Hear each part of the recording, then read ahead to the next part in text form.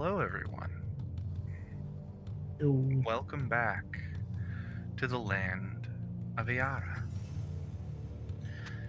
Last we left off, the Wild Walkers had an encounter with the Court of Whispers, finally catching up to them after a couple weeks of travel, after their sort of crashing of the Bealtana festival in Dinasundot. You laid a trap, waylaid them in the road, summoned a land shark right in the middle of their caravan. Managed to destroy the shadow scissors that had been used to cut the shadows from not only Ophalon and Juniper, but from many others, it seems, sending those shadows back where they belonged. But it was not a total victory, as Juniper Hawthorne was killed. Brought back to life through a bit of intervention. The catalyst being her mossy familiar known as Bramble. Ewan Omenda also nearly lost their lives in this fight.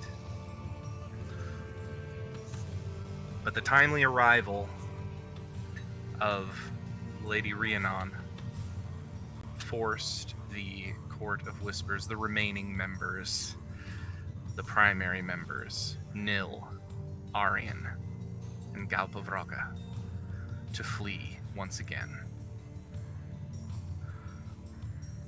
You took a rest, figured a few things out,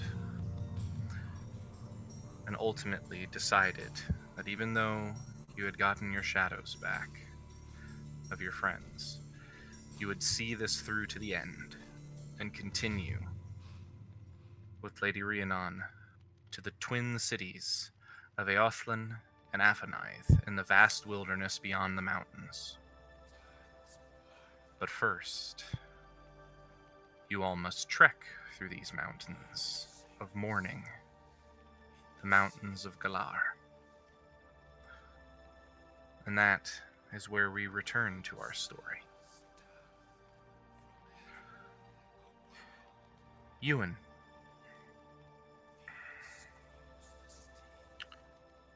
you are striding along a forest path.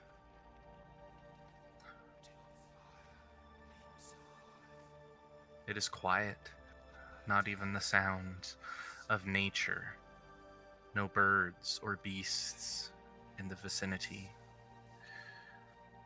But you turn, and your eyes alight on a face. A tree spirit, a dryad, a familiar one, staring into your eyes. Who are you? You blink, the scene shifts. A mountain pass, snow, sleet.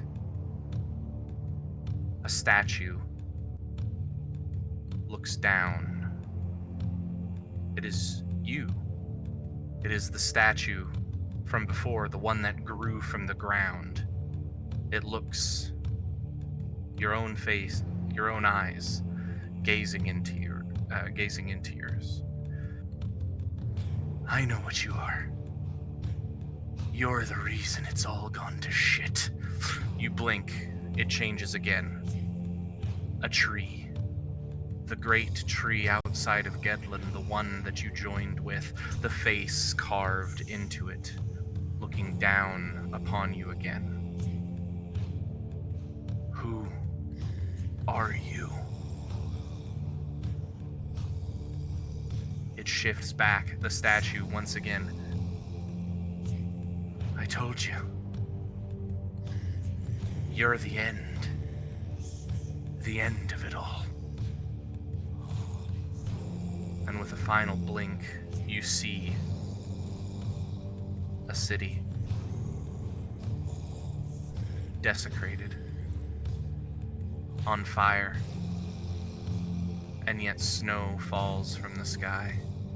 Fire and ice together.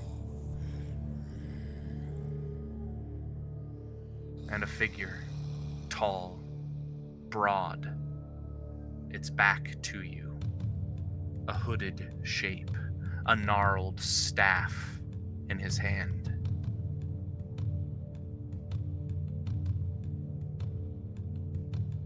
Or perhaps you are the solution.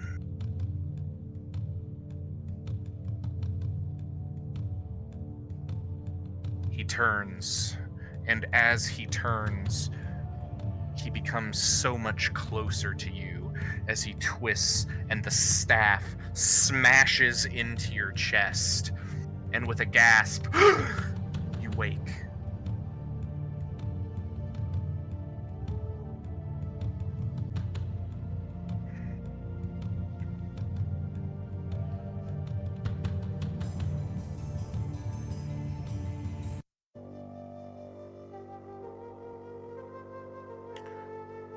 Oh, he's just taking notes. No worries. I shoot up, gasping, and look around, probably. You wake up. You look around. It's still the early hours of morning, you think. You hear the sound of cart wheels on the uneven path outside. This is a little bit not the mountain music I was looking for. Hold on. These mountains hold secrets great and wondrous, to be shortly revealed. But we do not even know the great and wondrous secrets to ask their questions. True. Sure, why not you? This will work for now.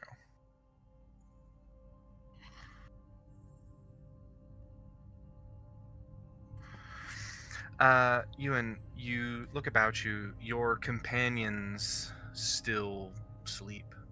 Kyra, Juniper, Omenda, Ophalon. Here in the back of this cart, you see off in the corner, bound and gagged, asleep, is the figure of a hobgoblin who is just kind of slumped against the edge of the cart. This is the second trance that you've had since you all began to climb the mountains. And poking your head out of the canvas of the cart, you realize that even in these 4 hours of trance you have taken, you continue to climb. It has been treacherous these past couple of days. The middle of the first day, it started to rain, and at first it was kind of a warm summer rain against the side of the mountains, but the more you climbed and the higher the elevation got, the more that rain turned to sleet, and the harder and harder it has been for the cart, even a cart pulled by a magical horse finds it difficult in this space. It is still sleeting outside. You hear the sound of Lady Rhiannon guiding the horses up front. You and your companions realized yesterday why it was so important to catch up to the Court of Whispers before getting to these mountains. Because while you have done nothing but ascend, there have been so many branching paths off, just disappearing into the rock of the mountains around you. All of them look the same. Without the expertise of Kyra and Rhiannon, it would be impossible to tell what the true path to the pass of the mountain would be. But they've been keeping you well on your way.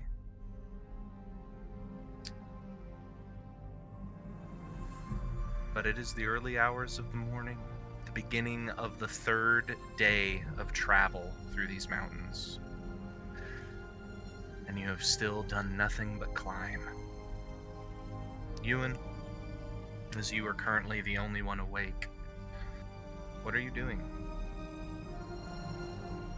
I think Ewan rubs his face, takes a second to kind of collect himself after realizing where he is, and after that, dream.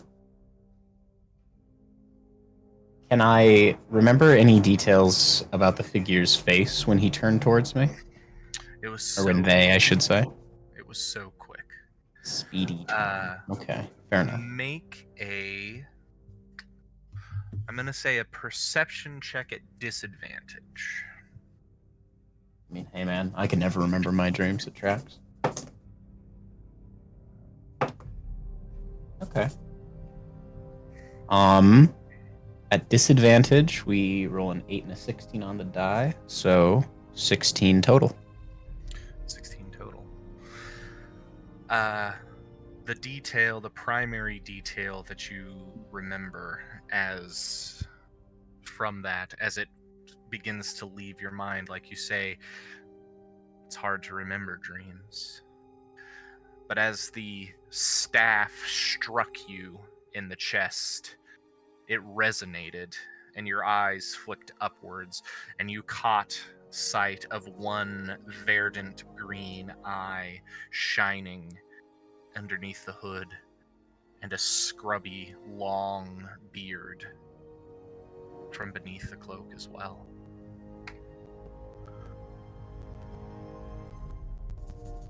Okay.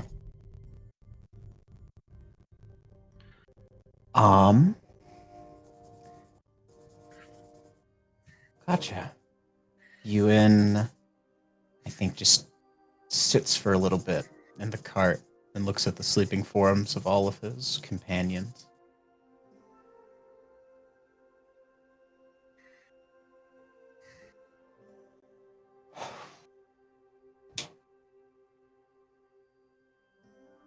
And I'll climb out of the front of the cart and check in with our driver. Mm-hmm.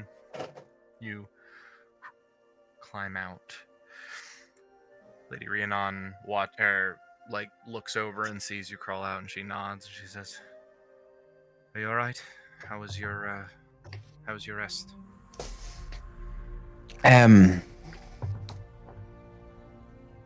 He's still rubbing his face. Prophetic, maybe? Maybe a little prophetic.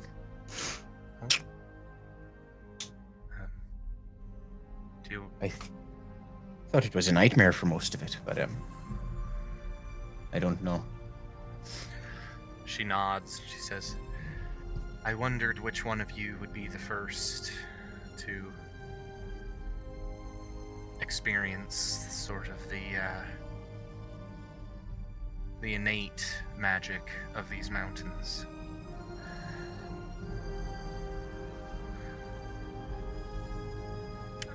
I don't think you'll be the first, or I don't think you'll be the last one of your friends to see things in your dreams.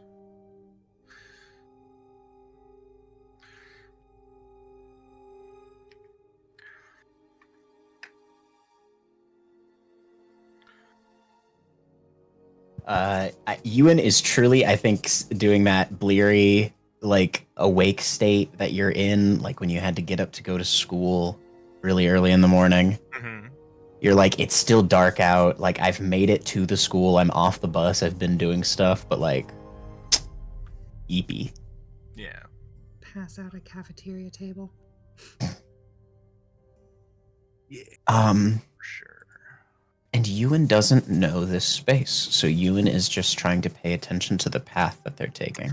Yeah. It's interesting, looking at the like even the picture that I have provided for the stream. This is very much how it has been for the last couple of days. Is you guys have been climbing through these sort of lower areas of rock, and there have still been trees, but everything just keeps getting steeper and steeper the more you go, as you are presumably heading towards the pass of the mountains. But it is an unfamiliar space for you, though there are trees up here. This is not what you would call a forest by any means.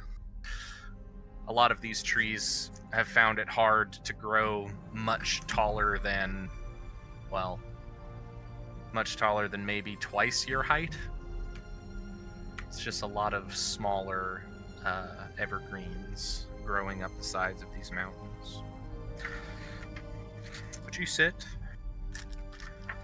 I'll Oh yeah. kind of Ewan rubs his hands and blows some air into them, and I'll druid craft a little orb to get a forecast for the day. Oh yeah, absolutely. Little druid craft orb. Why don't you go ahead and roll for me? Roll a D100 for me. Baby. She's a comma. She's a comma. Realized I have the wrong color. What D100? D100? 45. Just Ewan right now. 45. 45 indeed, yes sir. 45. The druid craft kind of puffs out, and you see it shows dark clouds, and it is sleeting into your hand. But then the sleet stops and the clouds lighten a bit. All right. Oh, look, I'm Mr. Weatherman. I am the weatherman. I am the Eggman.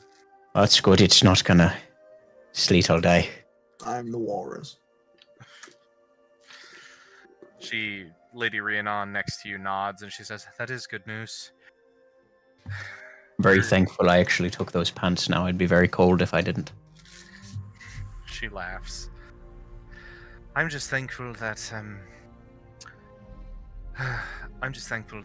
we are going to perhaps be able to make a little better progress. And she reaches forward and kind of scratches the haunches of her horse, Epona. She says, even this girl here, she spends most of her time ethereal, but we need her help to pull this cart, and even she's been struggling.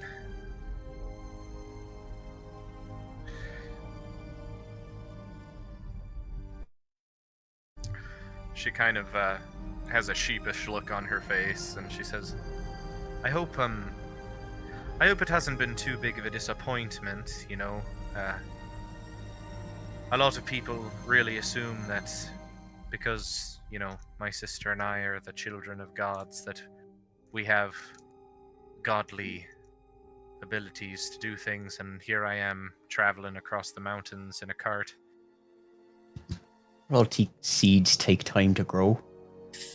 I'd imagine it's just a bigger scale for folks like yourself. Also, you move way faster, even pulling a cart, than a horse might just running. So that's, I think, an impressive feat. It seems normal to you, but for the rest of us, this is very fast. Thank you. I appreciate that. as the two of you sit at the front of the cart, Kyra, you're the next person to wake. Okay. Kind of stirring awake. You wake up in the back of the cart. Ophalon and Omenda and Juniper are all like they're still asleep, but you can tell that they'll be waking soon. Like it's that time of morning. It's that time where people are tossing and turning and desperately trying to cling to sleep, even though they know they have to wake soon. You wake up and you look around. You notice that Ewan isn't here, but you do hear him just outside at the front of the cart talking.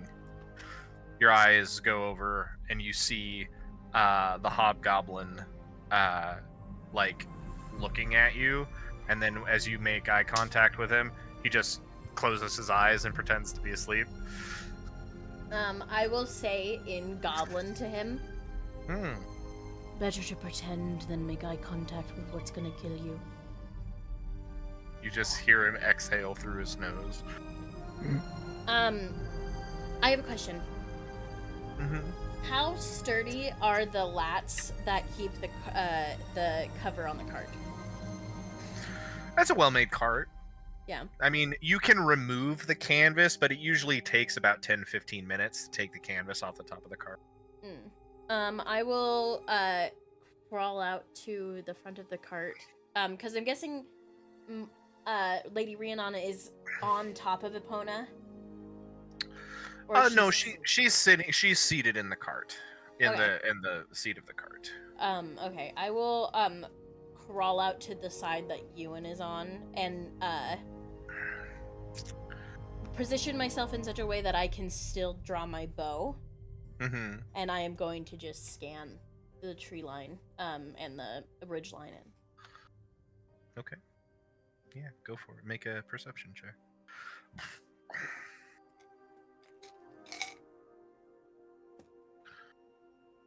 19. 19. You keep an eye out. You see, like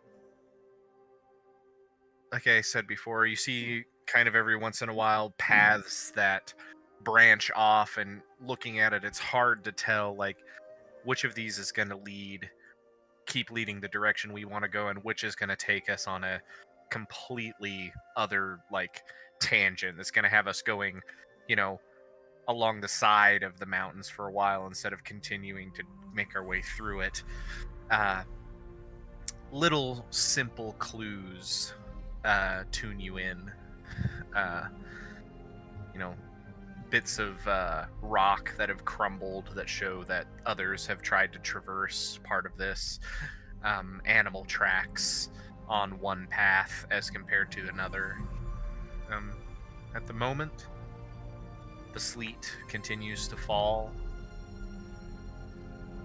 There's dark clouds all around, but it seems that you're all still headed in the correct direction. Okay, I will settle myself beside Ewan. All right.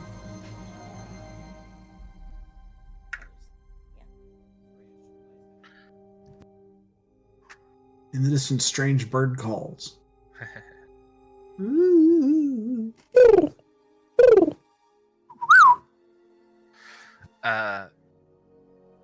Omenda, you come to consciousness crouched in your bucket, having absorbed all of the water from the night before to keep yourself moist. You wake up, you see the sleeping forms of Ophalon and Juniper, bound and gagged hobgoblin in the corner. What do you do as you wake up, Omenda? Did we search the hobgoblin's person at all? Yes. So it's been a couple of days. What I will say, Omenda, as you have been all of you have been involved in some brief interrogations of this hobgoblin. You know a couple of things. One, this hobgoblin has given a name for himself. He has only referred to himself only as Scorcher Dran. He is very upset at the death of his brother. He has given very little other information than that, although he does seem to be scared of you guys. The only objects that he had on him is he did have a quarterstaff that he was using to cast magic, but it does, after looking at it, seem to be just a simple staff. There's nothing particularly magical about it. All of his magic seemed to really be channeled through the tattoos that are on him. Okay. And his brother was the other hobgoblin.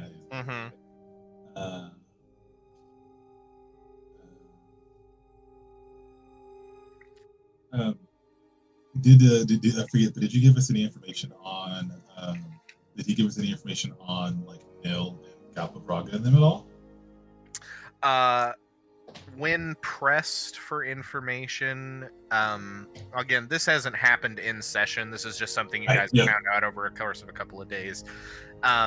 He's kind of just said that he was hired to be a part of the caravan to keep the caravan safe. And that is, he kind of shut up pretty soon after he said that. And like, did it seem like he had more to give, or it seemed like he was unwilling to say more? How does ritual casting work again? 10 minutes plus the casting time. Yeah, and that's if you're able to cast a spell as a ritual. And that's if the spell has the ritual tag. Yeah. Right. Right. Oh, right. I believe bards can still ritual cast. I think so. I don't think they have very many ritual spells, but I think they can. Well, I'm gonna as everybody's kind of doing their own thing, I'm gonna walk up to the hobgoblin and I'm going to through a suggestion spell. I'm going to kind of ask the guy. I'm gonna kind of tell him, and I'm like, well, another morning in the mountains. You know, if you just told it what it is that they're after, we'd let you go. You see his eyes flick open, and he looks at you, and his eyes narrow a little bit, and he like looks down at the gag on his mouth, and then he looks back at you, kind of condescendingly. I kind of reach a hand out, and I'll like real slowly, and I'll just yank it down. Look. He says, I have told you and these others all that I know. It was a job that got my brother killed. This court of whispers are known to me, but their goals were not important. Well, there must have been a place you were taking them to, huh? They hired us for escort to the Twin Cities, through the mountains, through the forest. Twin Cities, huh? And I'm assuming I know what he's referencing to. That's the Gedlin and... Yeah, that's Aphanize and Aeolus. Yes, there we go. All the words that I don't know how to actually pronounce when I see them. That's how I feel about so many of these words that we're working with right now. But I'll be like, well, not quite good enough for me, but you keep thinking in that little head of yours, and we'll see if we can get you free. And I'll lift the thing back up, because I assume he doesn't have anything else to say. Yeah, he's he's pretty done.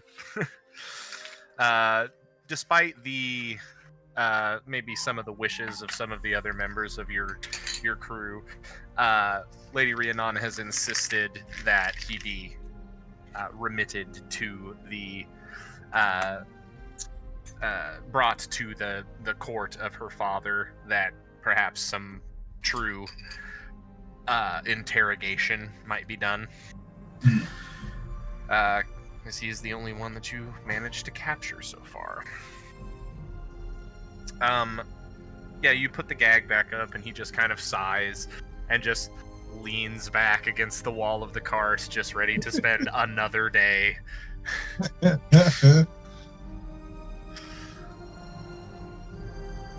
But yeah, I'm gonna then kind of. I'm not very heavy, so I'm gonna assume that I'd be able to sit on top of the covered wagon, of the covered portion, just to kind of sit on top of it and kind of look around. For sure.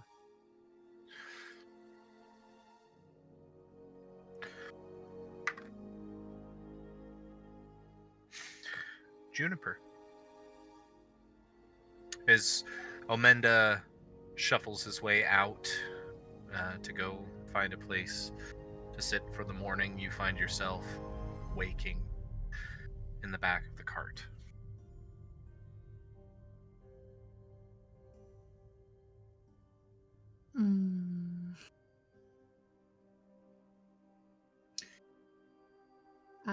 She kind of sits bolt upright in a bit of a cold sweat.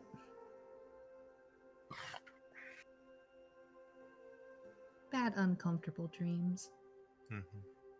And immediately, once again, checks to see if her chest is still glowing like it was when she was brought back. Yeah. You check. It is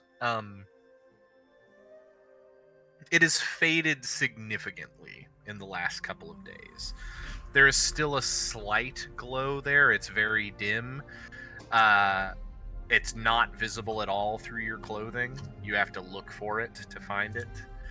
And it takes you a minute of looking to realize it is still there, and it is still beating along with your heart. But it has continued to dim every day since you were brought back.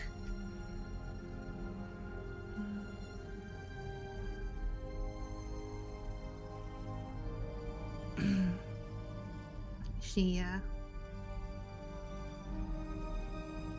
reaches for her little ginger tabby,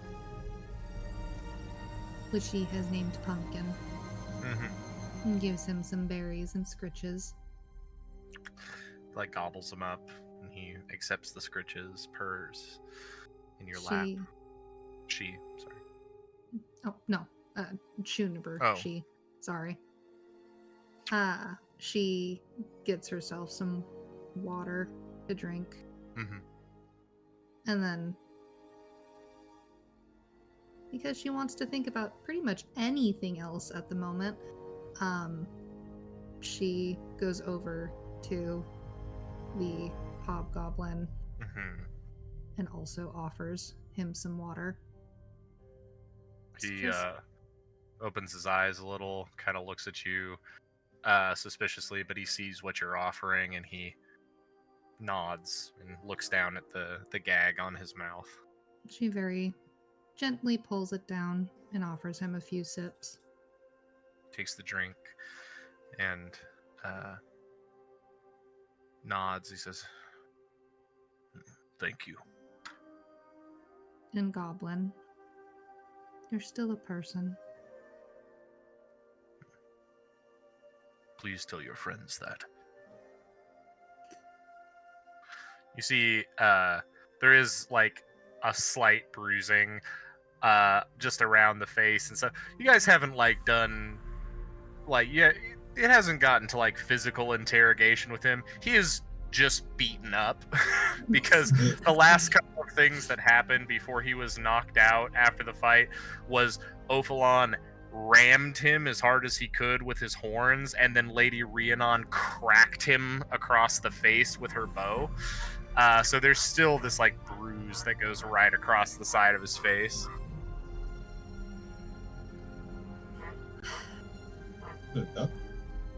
That's his frog. It was, Oh, That's right. Omenda on top of the cart, actually. yeah.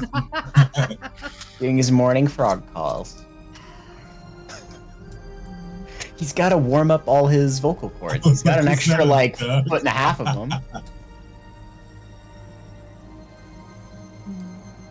Nah, it's just what frogs do. It's a frog thing.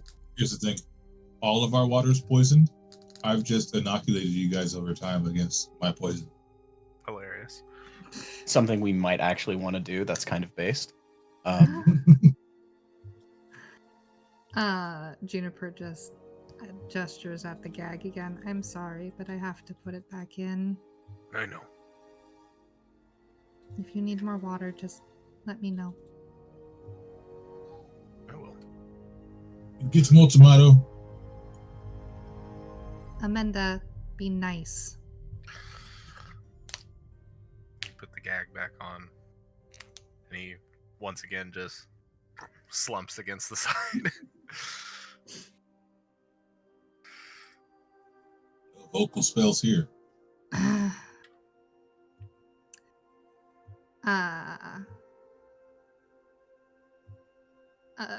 Ophalon is still asleep, right? Mm-hmm.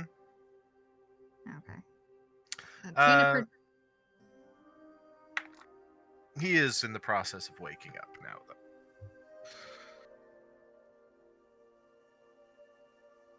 Oh man, we're still going up. Dude, It you're was- like Discord. You're like Bro. me, bro. Turn We your heard that mic from on, Kotlin. bro. Your mic's like totally got its dash through it, bro. Your Oh man, we're still going up. Yes, Ophalon. It's called a fucking mountain. Here's what they tend to do, friend. Either way, these mountains suck, I'll tell you that. Although I guess on the other way they are going down. Well, it's gonna be worse, I'll tell you that.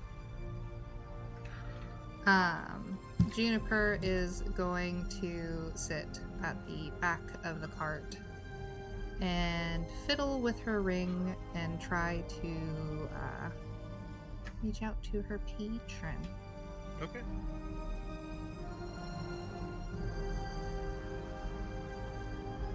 What are you doing to try to reach out to Mordred?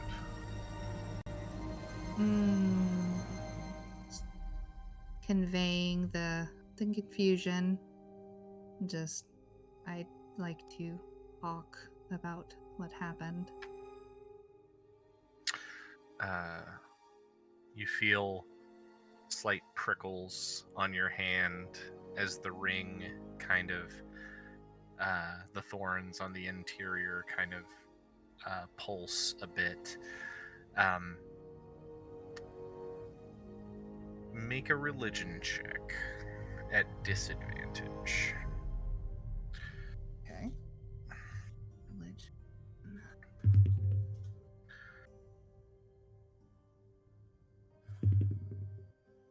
Teddy. That's a nat 1. Nat 1. Travis, you jinxed me. I didn't do anything. You reach out. You feel this little pulse of something as you try to speak. It doesn't seem like a rebuke. It doesn't seem like you're being ignored. It seems like you are in a space that it is hard for Mordred to get through to you. Like reception is bad, almost. Oh. Oh no, the cell signal. No bars, bro. Battery 50%. I'm going to assume at this point, though, that she's been trying to reach out for the last couple of days. Yeah. You gonna ask him about your heart's extended warranty or? Oh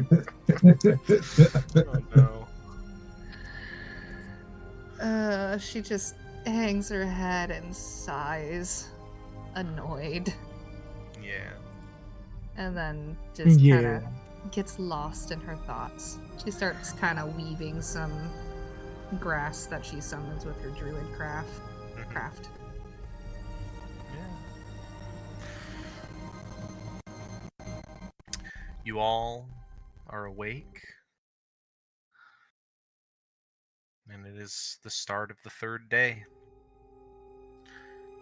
The trek promises to continue to be treacherous. But within a couple of hours this morning, the sleet dies down and the clouds begin to clear up a bit. They don't go away fully, but now they are a nice lighter gray rather than dark, stormy, and threatening. I would like somebody to roll for me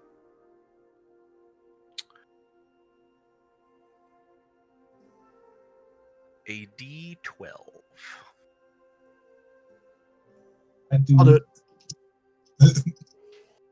You can do it, Travis. That's a 3. A 3. A 3. Hilarious. As you all trek through the mountains here.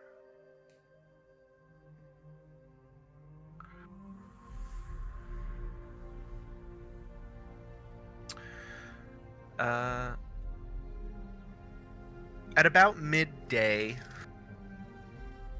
as you all continue to travel, you come to a stretch of level ground through the mountains.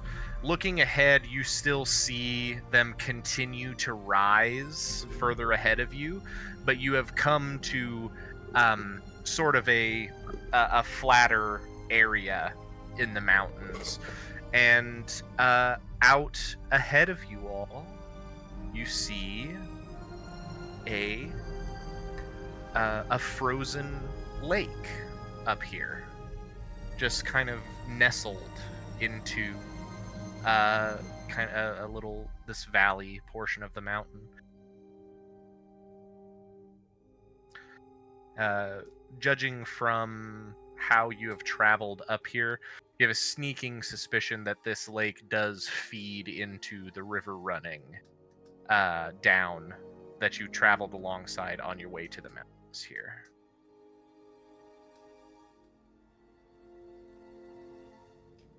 Can I see a means around the lake? Yeah, make a perception check. Can I assist? Yeah, go for it. With advantage. Or Omenda can roll his own. Whichever. Omenda just holds his hat over your eyes for you. That's a 25. Yeah. 25. You got it. You gaze out. It looks like the path that you are taking is going to go up to the lake and then skirt right around it, which is good. You see a couple more branching paths off.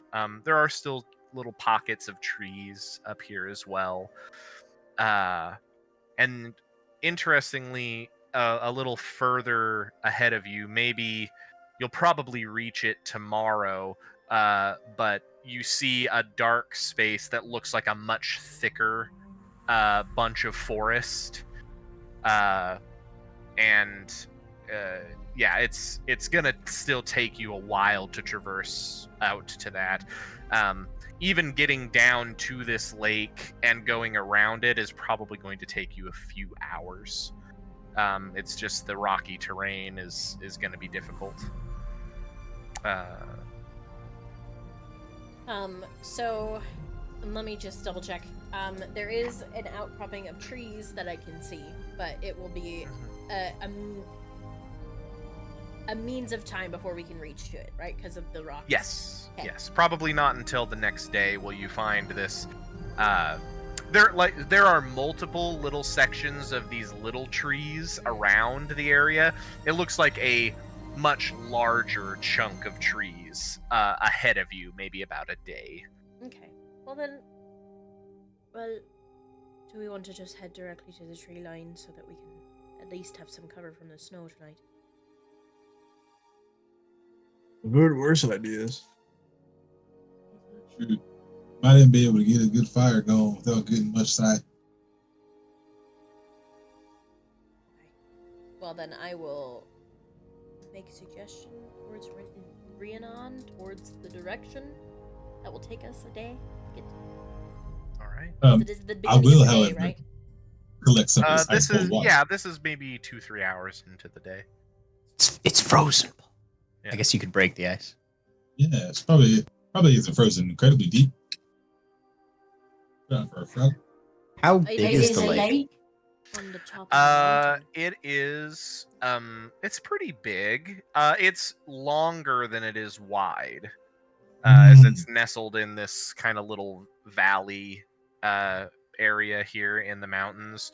It looks like maybe 5-6 miles long. Okay. But it's going to be, I mean, to get across the widthways, maybe a mile and a half. How thick is the ice upon the lake?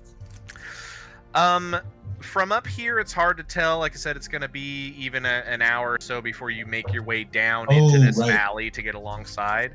But yeah, I mean, as you guys continue to travel, you're approaching it, and it's just this calm lake, frozen over lake. You do see now that the storm has subsided a bit and it's just sort of gray clouds above. It is still summer right now. You are in the mountains and you are of higher elevation, but even with the frozen lake and the colder air up here, there is still things moving about. You see birds. There are geese that have sort of landed out on the frozen lake and are just out there sending up a cacophony of honks and I mean it's the first comfortable space you all have been in since starting this trek on the mountains. Were those Go geese for it. coming from the north or the south? The geese were coming from the north. Noted. Thank you.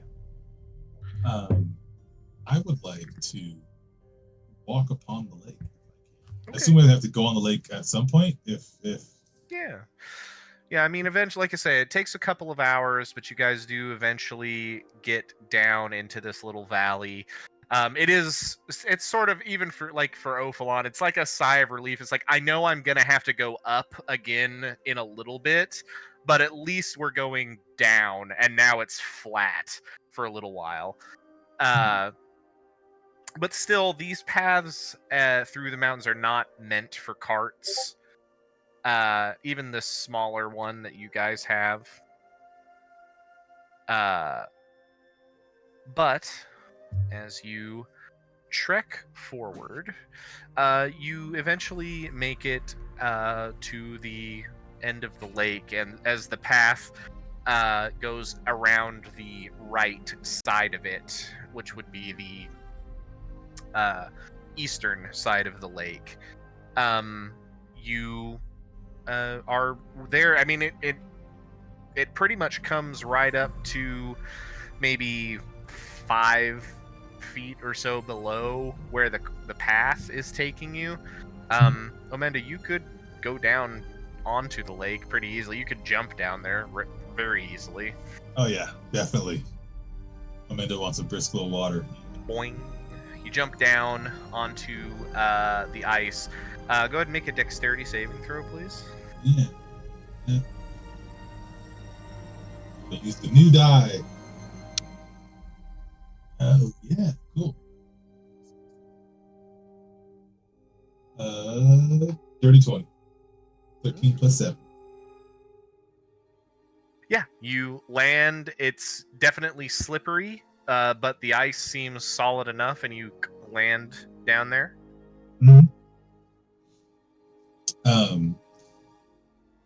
I would, if at all possible, I would like to try to get into the water. How thick is the ice, if it's at all possible? As you are looking at it, like it held pretty good. You don't weigh very much, Right. but it held pretty good when you landed here. It's very cold, and you are a frogman, and so it's pretty cold when you land on it. Your little feet are pretty chilly immediately. I mean, it is frozen solid. If you really tried, you could probably break through it. Work. I'm gonna kind of just like, run along the lake a little bit and then get back on the path because I can't do what I wanted to do. Too much time. Okay. Boing, boing, boing. While you're down on the edge, as you all continue to trek along, Omendo, make a perception check for me. Yeah, I was actually kind of thinking about that as well. I was like, wait a minute. No, not as good as that, but 15. 15. You guys travel for maybe another hour or so. The cart, rickety along the side of the lake, and you're making your way up. And Omenda, you catch sight of something as you look out across the frozen expanse. Out towards the middle here, you see something jutting out of the wall, of the ice, not much. But you see definitely a shape that extends above what would be the water. How far away is it? Would you say? Like I said, the lake is only about 1.5 miles across, so maybe about a half a mile out. I wish I had like a spot lens. But I'll kind of ring back up to the folks up on the path, and I'll be like, "Hey, I see something out in the middle of the lake. I might want to go check that out." Like the long middle or the short middle? Short middle, I'm pretty sure. Yes. Oh, well, I mean, who cares? He's still in eyesight. That's like jogging distance. He can holler at us still. Yeah. So I'm gonna go approach that little jutting piece of jetty over there. Okay. Omenda begins to hop away on the ice as you all just kind of watch him take off. Omenda, you start to head out that way, and the further along you get, the more you're able to start to kind of make out what you see. Right. And it looks like the closer and closer you get, you think, oh, maybe it's just like a weird tree branch or something that fell into the lake and then got frozen. But then you get to within maybe 200-300 feet, and you realize it's a hand that's just kind of jutting out from beneath the ice. You see distinct fingers sticking out here. I'm gonna. So I'm 200-300 feet away, and I didn't I didn't leave them with any, not that far, but I didn't leave them with any kind of silent way to tell them there's something. I mean, there's some pretty universal ones. Yeah, but I'll try not to Beckoning make it- people. Mhm.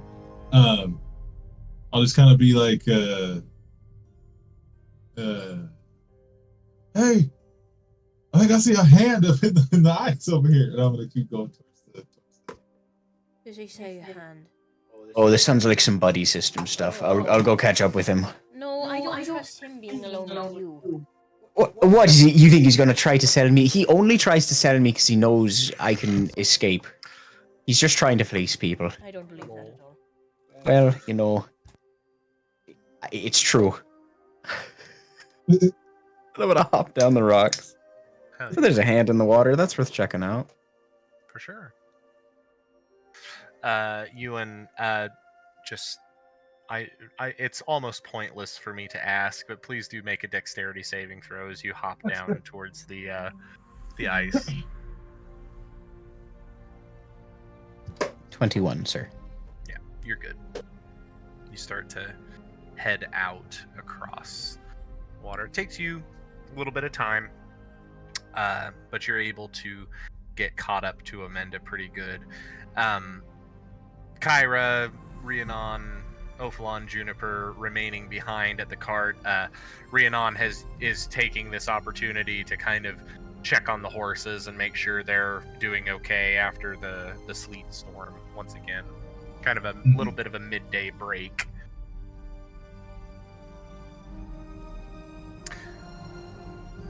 Ow.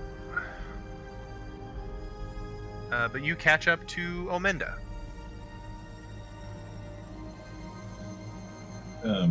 How close am I to the hand now at this point? As he's caught up? Am I at the hand? Have you approached any closer, or did you wait for Ewan to? I didn't like run, but I was kind of like jogging my way towards the thing, but I slowed down when I. Yeah, I'd say now you've made it within about 100 feet or so. Okay. This hand that it's truly just like a portion of the hand, mostly just fingers, and then a little bit of the palm sticking out. And it is it's huge. It's a massive hand just sticking out here. Like the hand of a large man, or like it's a hand humanoid. of a giant? It is a humanoid hand. Yeah. Okay. I mean, it's much bigger than any. Like this hand could pick up any of the people in your. Oh, okay. So it's like the size of like a giant, Yeah. super giant thing. Yeah. Okay. Does it look? So does it look organic, or is it like a statue, something like that? Now that you've gotten closer, why don't you go ahead and make another perception check for me? You can make a perception check as you approach as well.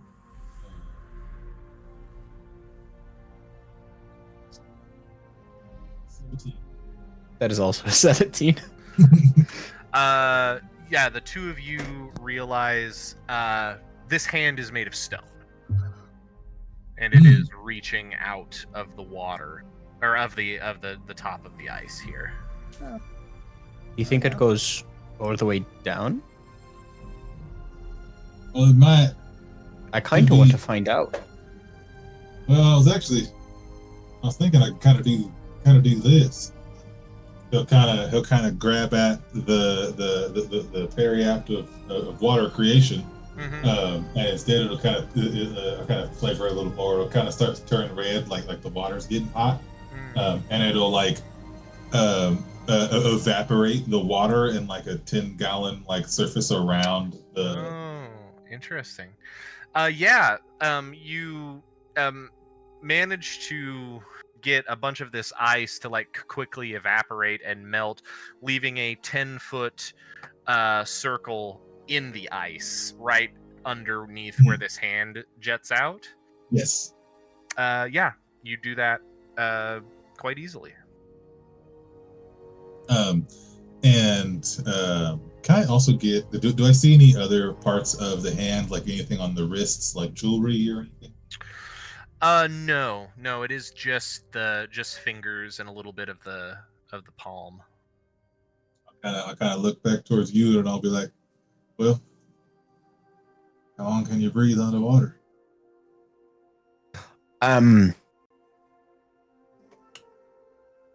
Not very long altogether. And it does look like it would probably I might die of shock before I have to worry about that. It's a very cold lake. And I'm just gonna stick a finger in just to test it. Obviously it's ice cold. Right. You stick your finger into the water, Ewan. At the surface is very, very cold. Even this space where Omenda has just evaporated and melted a bunch of it, it's very, very cold. You continue down a little bit. Yeah. Maybe up to your elbow-ish down, just kind of feeling around. It does get a little warmer the further down you go. Mm. That's weird, actually. It kind of gets warmer.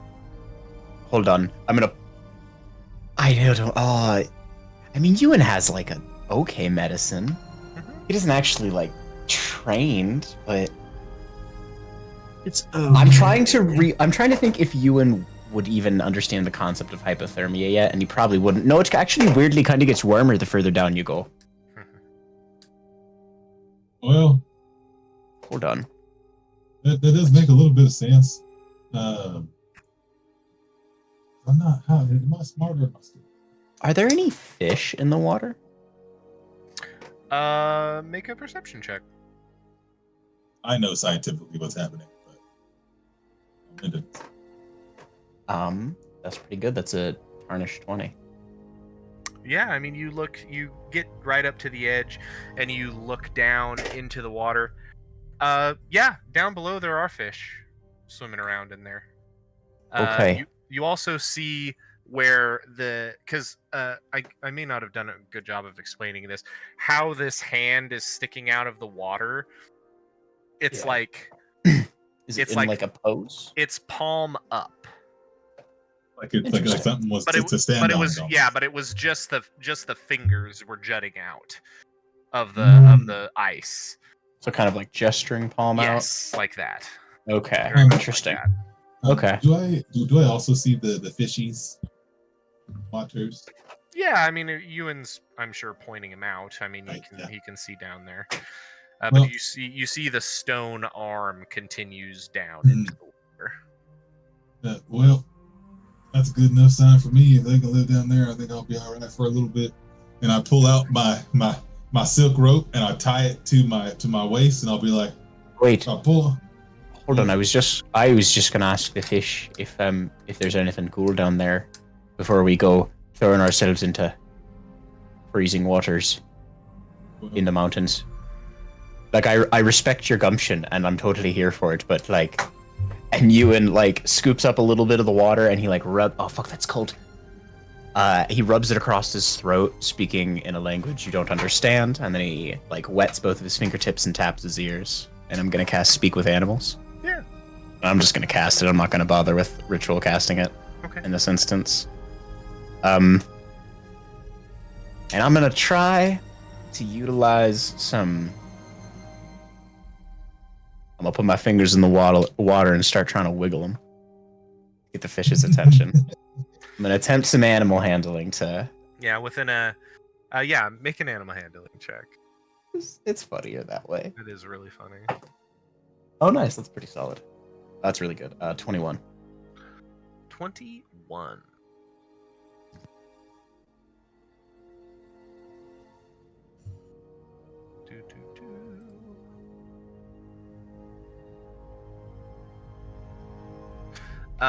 Yeah, within a couple of seconds, you see fish start coming up, and most of them are just they're simple lake trout more than anything else up here. And you're wiggling your fingers, and a couple of them like like try to nibble at your fingers as you're wiggling them. Oh, perfect. And I'm gonna throw my head underwater. The fish scatter. Hold on to the one that had my Yeah. finger in its mouth. Hi, listen, and I'm just gonna speak in. I guess it can understand me because I have the spell cast. Listen, I can't. I do this a lot. I have to do. Oh, fuck. Throws his head back in. Just calm down for me. I have some questions for you about the arm. It's like wiggling around in your hand. It's like Gonna like turn talking, and like put his person, nostrils. talking thing from Sky. Stop it. I will give you a small morsel of food for your trouble if you give me some answers. Food? Aye. Food. And you hear others, food, and like other fish start swimming around the area. Just like Ewan's gonna like turn his head so he's got one ear in the water and like a nostril out, and he's just gonna plug the one underwater. Hilarious. Right, this is the best I've got for you. This is weird thing, reverse snorkel nonsense I got to do, and it's really cold. Is there anything? What's up with this arm here? It's just sticking up out of your space. Big thing. What do y'all know about it? Shelter. Big thing. Is there anything cool around it at like the bottom? Cave. Oh, is it a really deep cave? What do you know about the cave? Good for hiding. All right. Is there anything shiny in the cave? You hear from around the area, shiny. Or magical? Fish says, Something that kind of, I don't know. part of cave cannot go to. Part of cave, dry air sky. Oh, that is interesting. Thank you. And I'm gonna rip up some beef jerky. Feed it to the trout. Or like bait or something. Something analogous. Oh yeah, 100%. They eat that shit so quick. All right. Thank you for your information. You all have a lovely day. I'm gonna pull my head out of the water now. My ear hurts. Oh my god. All right, Omenda. Ah, fuck, that shit's cold. All right, Omenda. There's like a cave down there, and apparently there's a piece of the cave that's like got air. So there might be some neat stuff. But it's also cold as fuck. So I mean, do with that information what you will. I don't think it'll be too bad, especially if there's a cave down there.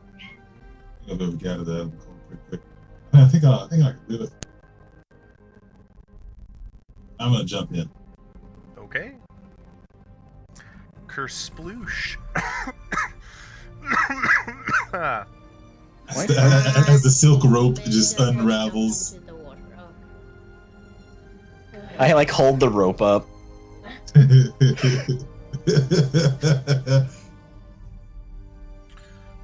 All right.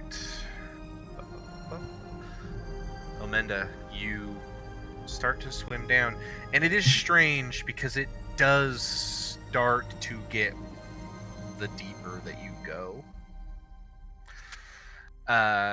And as you descend,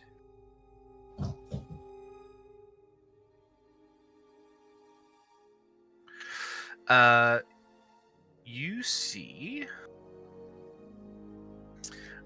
this statue, massive as it is.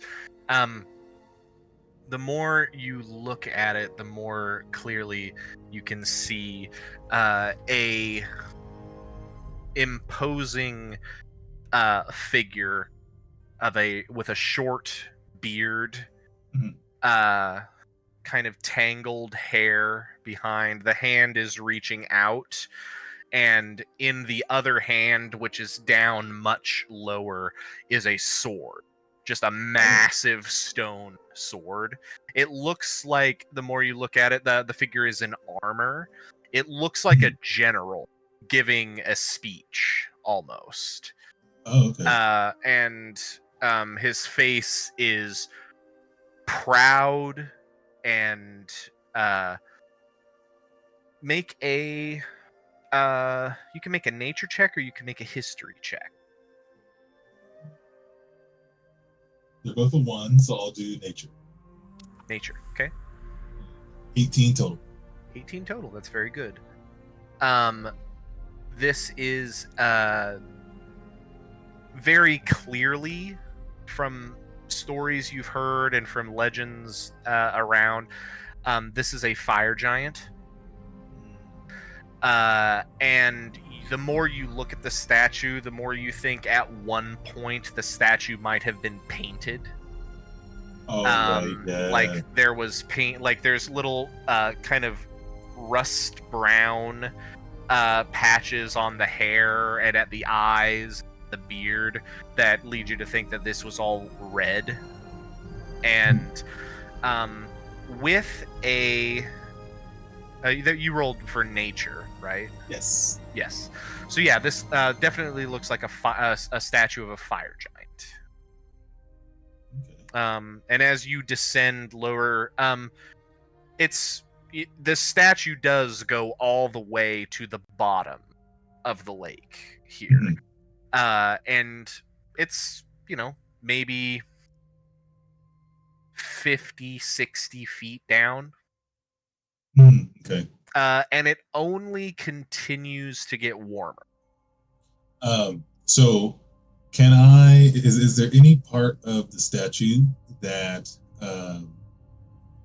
is like loose or anything like that? Part that I can grab? Like a chunk of... Actually, I'm not that far from the surface. I'm just gonna swim back up Okay. to the top. I'm gonna be like, it goes all the way down to the bottom. But go away. I didn't press you, Google. But it goes all the way down to the bottom there. But it's further than what rope I got. So I'm gonna cast light on. I'll pull out of my bag. Do I have? I'm just gonna say I kept that rock in my bag that I had from the fucking while ago. And I'm gonna cast light on it, and I'm gonna hand it to Ewan, and I'll be like, if this light goes out, I mean something went wrong. Otherwise, it'll be all right. Right, that feels like a little last ditch for... I feel like we can just, like, maybe both go down there and, like, let them know. Because if you said it just gets... Oh, you didn't say it gets warmer, so I'm not going to say that piece. Well, it does get warmer as you down there. Oh, that's really good, because the top is freezing. My ear is still kind of numb. Yeah. Well, I don't know. That sounds like a bit of an adventure. But Kyra's gonna yell at us if we don't say something. So, like, I'm just gonna jog back real quick and let him know. I guess this is good in the meantime. Don't leave the cave yet. I don't know. Stick. There's too much responsibility. I'll be back. That makes sense. It's gonna take off across the ice. Back in the water I go. Glug, glug, glug, glug. As Omenda dives back below, Ewan, in a matter of minutes, you're able to head back over to the side where Kyra, Ophalon, Juniper, and Rhiannon are standing with the cart. No, we found a statue out there in the middle of the lake. And I asked the fish, and they said there's a cave with some air down there. And so Omenda just jumped in. He had a rope, though, and he says it goes deeper, but it's also weirdly warm. So this feels like a fun group adventure, and I wanted to let everyone know, because I'm going to go follow him. And I've let you know, so now I've been responsible, and I've checked in. And with that said, Ewan is going to spin on his heel. And he's gonna like drop the light rock into somebody's hand. If that goes out, it means something has happened to Omenda specifically. And I'm gonna turn on my heel and gallivant off across the ice again. This all checks out. Juniper just throws her hands up into the air. Right, me. It's cool. Come for a swim. I don't think that counts as being responsible. That's just me. That doesn't seem very cash and money of you. Yes. As Some- do I know any reason as to why there would be warm water from a cave? Nope. In a lake? No, nothing. Nope. Grand. That doesn't That seem didn't That's mention- weird as shit. like a. That's Didn't mention the fire giants or anything. by all logic, it doesn't make sense. I am so. Are we I going got after me. them? I feel like swimming up here is a bad idea.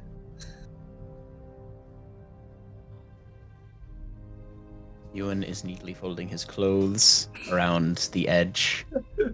Is he just bare ass? No. No, I think he doesn't have like a lot on. He's got like It's okay. the like, you know, yes. Actually, I thought about it more. Yes. Bare ass dives It is into the water. badass. Hey man, I need dry clothes when I come back. Juniper glances his way and then quickly covers her face. Yeah. Meanwhile, Ominda fully in his pirate garb, Yeah. just soaking. It is a well-tanned ass. There's not a lot of difference. Yeah. Amazing. I wanna make that note. Clothes are still a relatively new thing for Ewan. Oh yeah. Well, at least he folded them. The swimming is what I'm concerned about, Kyra. Do you think he would even knows how to swim? And I will just and I will hand her the rock. If you're going, I'm going. No. You are sitting your ass on that cart next to Rhiannon, and you are staying there. I can hold my breath. I for don't like give a 7 shit. You are sitting Alright, your let's- ass down. I am not letting anything happen to you again. Let's take it easy now. Everybody's okay. Everybody's clearly fine. I am gonna go make sure the two dumbest members of our group do not die. The rest of you Roasted. can stand here and wait until I come back. At 11 in intelligence, 12 in wisdom. He's not I am doing going to then. Prone to bad decisions, however. I have a 9 in intelligence, but a 20 in wisdom, so I think it balances out. I will walk out towards the edge of the ice. Mhm. Do I have the ability to tie anything off to the hand? If you have rope, yeah. There's a I silk do. rope there, probably. Yeah, I did take the rope off. So the rope is just laying there on top. Oh, this is money. That way, if we get lost, at least there's some nice silken rope that can be found. Well, I have another 50 of rope, so I And there I could tie them be- both together. Ooh, And a there hundo could total. be around that knot a nice big ol' glowing rock. Or decent sized Yeah. glowing rock. Nice beacon for us. One of Or these anything in else room. in the water. I forgot I switched out minor illusion. I wasn't even gonna come up. I was gonna minor illusion a thumbs up in bubbles. Cute. That's sick as fuck. I will look over to Taran. If anything happens, probably tell them that we're dying. I will tie the rope off to myself and It's just the Sonic music. um I don't want to be cold when I get out, so I will take off my armor and set it off to the side before Okay. hopping into the water. Curse sploosh. Kyra and Ewan descend. Omenda, you've been down here for a little while. As you dive beneath the water, you swim down towards the bottom, and you see near the base of the statue, you see like a dim glow. And getting down closer, you see an opening. Oh, okay. Kind of like a trapdoor style opening. Yeah, but it's on the side. Yeah, kind of like one of these. Of what looks like it used to be a pedestal that has now been kind of eroded over time. Okay. I will approach and take the gander. Yeah, it's an opening, and you see a soft glow of light coming from inside. It is the warmest right near this entrance. Sorry, say that again. It's an entryway. It looks like into a space. You see this soft glowing light coming from within, and it is the water is the warmest it has been right here next to this. Oh, okay. I will open the door if it is unlocked. Like it's truly an opening. It's like okay, a yeah, little, go ahead. yeah. Ewan and Kyra, the two of you are swimming down, and you see Omenda disappear into like some space at the base of the statue. Kyra, as you are swimming down, I'd like you to make for me a history check.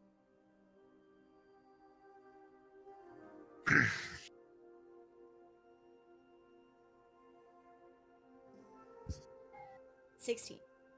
16? Yeah. If it is a religion, I have a better plus. This is history. Yeah, that's fine. As you descend, your eyes catch this image of a proud general, a sword in one hand, looking like he's giving an oration. And you look him over, and you see the same thing Omenda saw, remnants of what was once red paint that decorated this statue on the hair. It's hard to tell because even though this is clearly a fire giant, it has been underwater for some time, and certain features are starting to erode away and kind of smooth over. There is one fire giant that features prominently in stories. A general, a king. And even his very name meant red. Red of hair. Rita Gower. As the two of you descend towards where Omenda disappeared, Ophalon and Juniper, you watched everybody else go out on the ice, splash into the water. You were told to stay there. What are you guys doing? I'm already not a fan of the current temperature, and that looks really cold. Ewan did say it gets weirdly warm. That's nice. You worried Hopefully about I'll what'll go happen up. down there?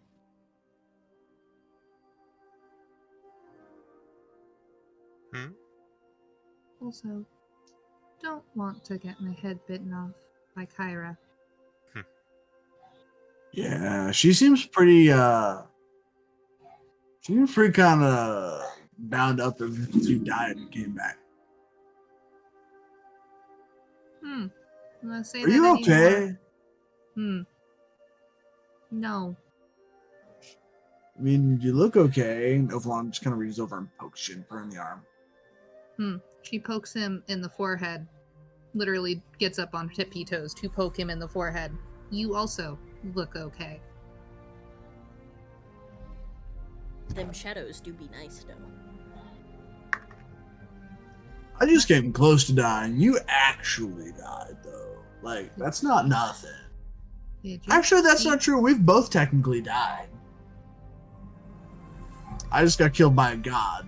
Then he brought me back. Did you see anything when you died? Yeah. I saw the god of death. And then he had me give Kyra the thing. Remember? Oh, I didn't see that. What did you see? Bright light and vines and my patron. Well, I didn't see him. I more heard him than anything. That's interesting. Wonder Oh. why. I wonder why. I can't get a hold of him. Something about these mountains. Are we going after them or are we staying here? I mean, I'm fine to stay here and continue talking. I feel like, why would the mountains be keeping you from talking to your patron? Magic? Question mark. I don't know. Do you sense any magic from the mountains? God, do I sense any magic from the mountains? Oh yeah. Oh, you foolish little creature. There's always magic everywhere, but I'm There's not going to magic say in that. these mountains. Yeah. The air kind of buzzes with it. I suppose that's fair.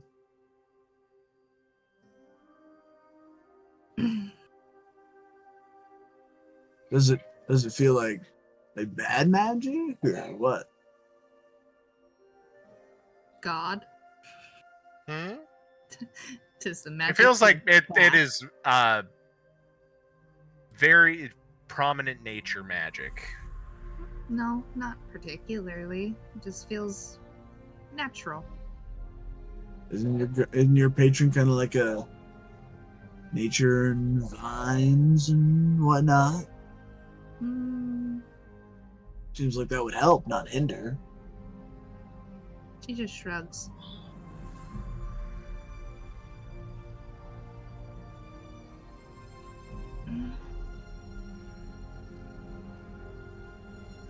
I think we're content to just continue sitting up here by the edge of the water. Yeah. I feel really bad. We gotta take a break. Evie is just screeching at the top of her Okay. lungs. She is not happy tonight. Juniper does want to take the opportunity to talk to Rhiannon. Okay. We can get to that when you guys get back.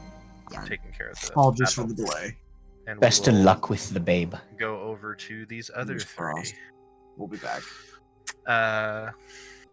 It's Amanda- okay. The story beat well that way. It flows. You swim through this tunnel. The water is not so hot as to be uncomfortable, but now that you are within, you can definitely determine that it is hot rather than just warm down here. Okay. It's not scalding, it's not boiling, but it has gotten very, very, very hot. Much hotter than you think it should be in a mountain lake. Yeah. As you swim through, you take a moment, you turn, and you look behind you, and you see Juniper. You see I can't remember any of these names. Kyra and Ewan swimming into the entrance behind you. And they're just a little ways, and you nod and you turn and you keep going. It's like a hallway through. It would have been large enough for any of you all to stand upright in here and walk through it. But it is completely underwater. At a certain point, there's a sharp turn to the left, and then it begins to rise. And at this point, it's clear what the glow was that you were able to see. There, despite being underwater, there are torches that are lit with orange flame underwater. Okay. I'm going to start, because now that there are torches and everything like that, I'm going to start following the torches. Hopefully that'll take me towards this open air section.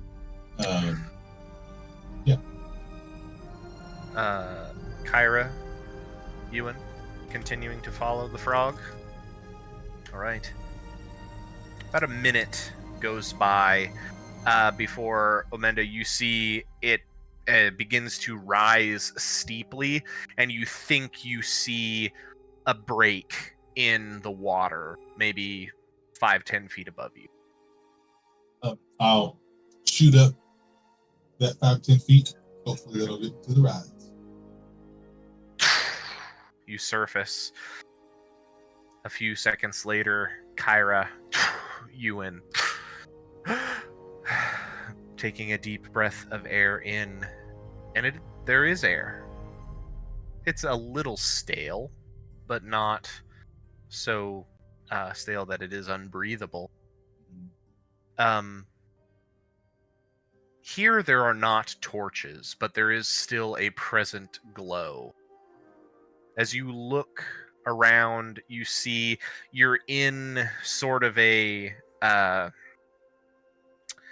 just what looks like a room with a shrine, almost. It's not very large.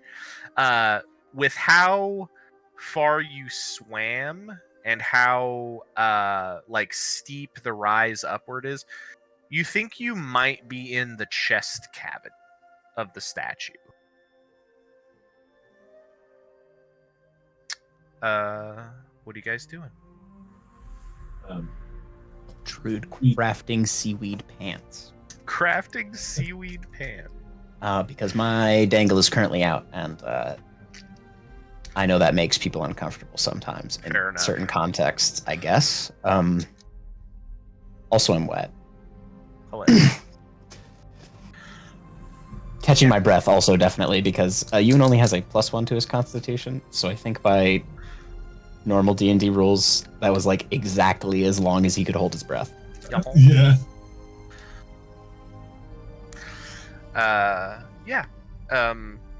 You begin druid crafting you some pants. Kyra and Omenda? I'm going to just kind of take a look around, see if there's anything of notice, like any kind of statue, like smaller statues, or any kind of like writings on the walls, like really simple. Why don't you guys go ahead and make a perception check as you look around this space. 13.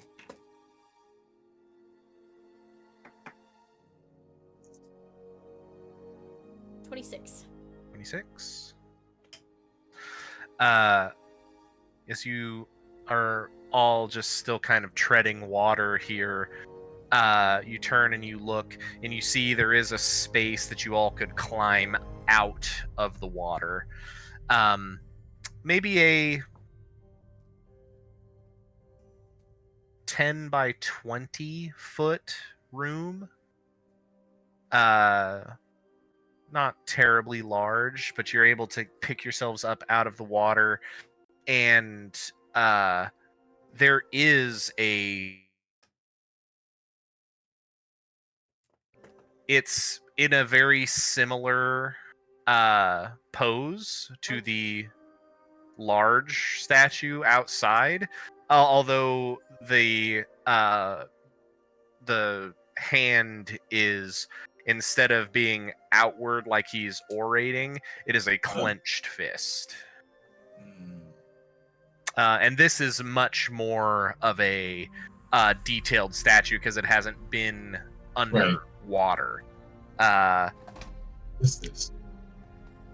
Obviously, it's obviously the big guy outside, but I don't know who this guy is. Rishikar. Even without... Bless you? Even without knowing, like, being able to tell from the statue itself, Rita Kaur does ring a bell in your head, Omenda. Right. This is one of the greatest villains in the legends of this world. The fire giant king who, together with the Phantom Queen, known as the Morrigan, set off on a vendetta against their their fellow giants, and in fact attempted a coup against the gods themselves. Rita Gower is most well known for leading his fire giant army to decimate the frost giants of these mountains. The frost giants were killed off in their entirety by the fire giants in the war at the beginning of time. Hmm.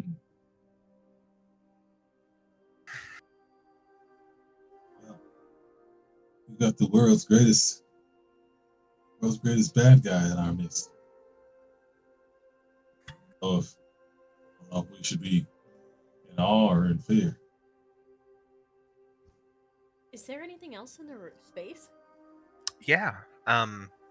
There's this statue, and there's sort of runes around that, you know, have their runes in giant. Ooh, I speak giant. You all do. It's common. Yeah. All right.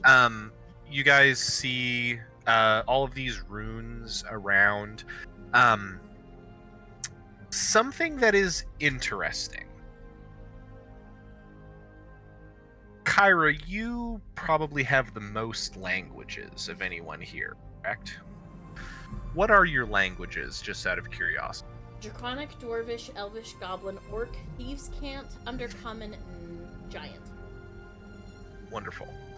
Kyra, you know that Dwarvish is a language that uses giant runes for its alphabet, but it is spoken differently than giant. The spoken language is different, but the characters they use for writing are the same. They just use them differently. And the more you look around, the more you realize that, oh, this is Dwarvish make. This whole space is. But this is, as you look at the walls, this is a list of achievements next to this statue. You see things like Slayer of the Great Worm of the North Sea. You see King. You see Warlord. Like epithets, titles. This is a shrine to a victorious general, is what this is. What you don't see is any reference to things that you would expect to see reference to. And it's starting to make you think that maybe this was made before all of that. Every warlord has to have a rise to power.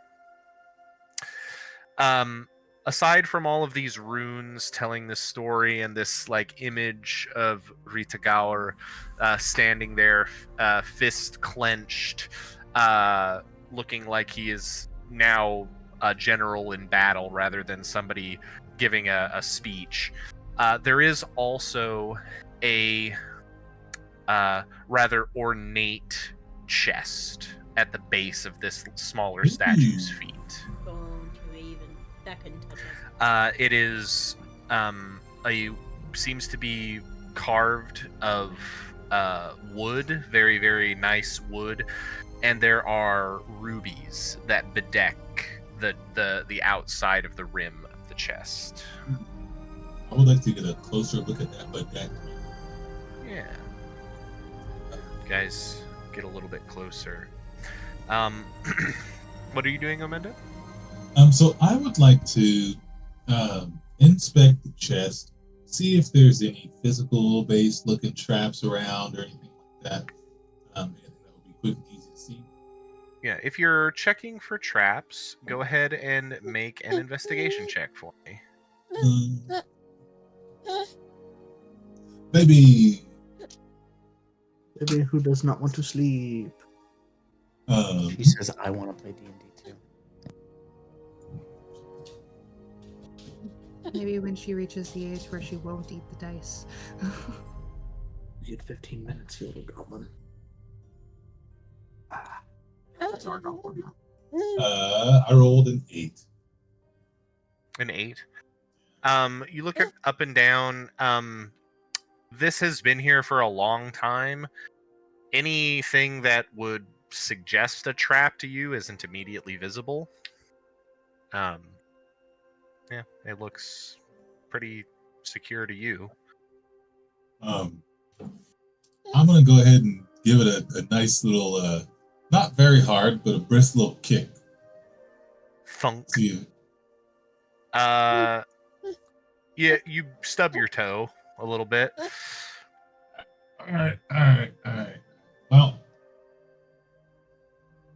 let me see if I can get this bad boy unlocked. Huh? I'm gonna use my thieves' tools to see if I can. Yeah. Go ahead and do you have what do you have expertise in, Omenda, from your rogue subclass? I've got stealth, persuasion, perception, and deception. Okay.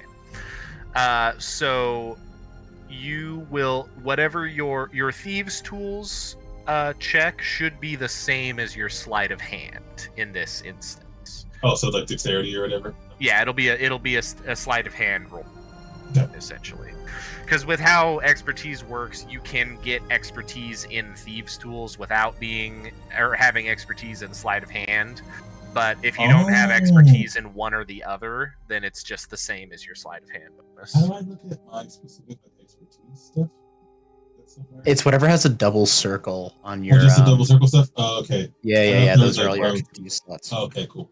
I think if you click the cogwheel for skills, it gives you a more in-depth thing, maybe. Yeah, a little bit more in-depth. Either way, sleight of hand's still good. Get a +5 to that. Either way. And that is for a 17. 17. Yeah, quickly and adeptly you go through it. This is a very old lock, and with a couple of deft movements you hear a as the chest is unlocked. Oh, nice. I'm going to open it, see what is inside. Inside are a few things. You see it's like a satin kind of pillow material on the inside. Okay. And there are 3 things inside of here. On the left side, there is a necklace that is made up of it looks like gold, and there are several like dangling pieces with just these orange and red gems set into them below. As a matter of fact, there are specifically 7 of these gems dangling from the necklace. 7 gems necklace. On the right hand side is a clear crystal vial that has had wax put over the top of it, but inside of it is a virulent orange liquid. Ooh. Okay. And sat right in the center is a opal, triangular in shape, about 3 inches on each side and about half an inch thick. Carved into the opal. On one face, the one that's facing upwards, is a rune. That rune, I will show you what that rune looks like. Ooh, okay.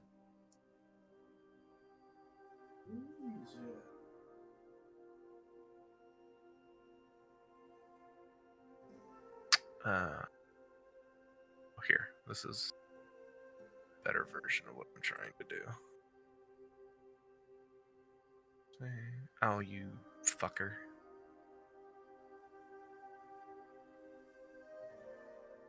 Daddy, shut up.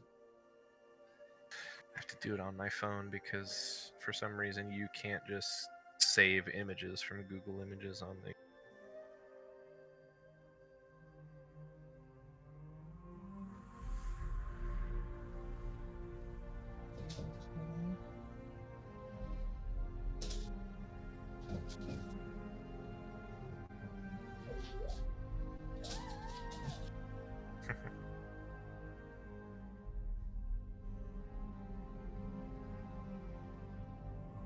This. I will put this in the session chat.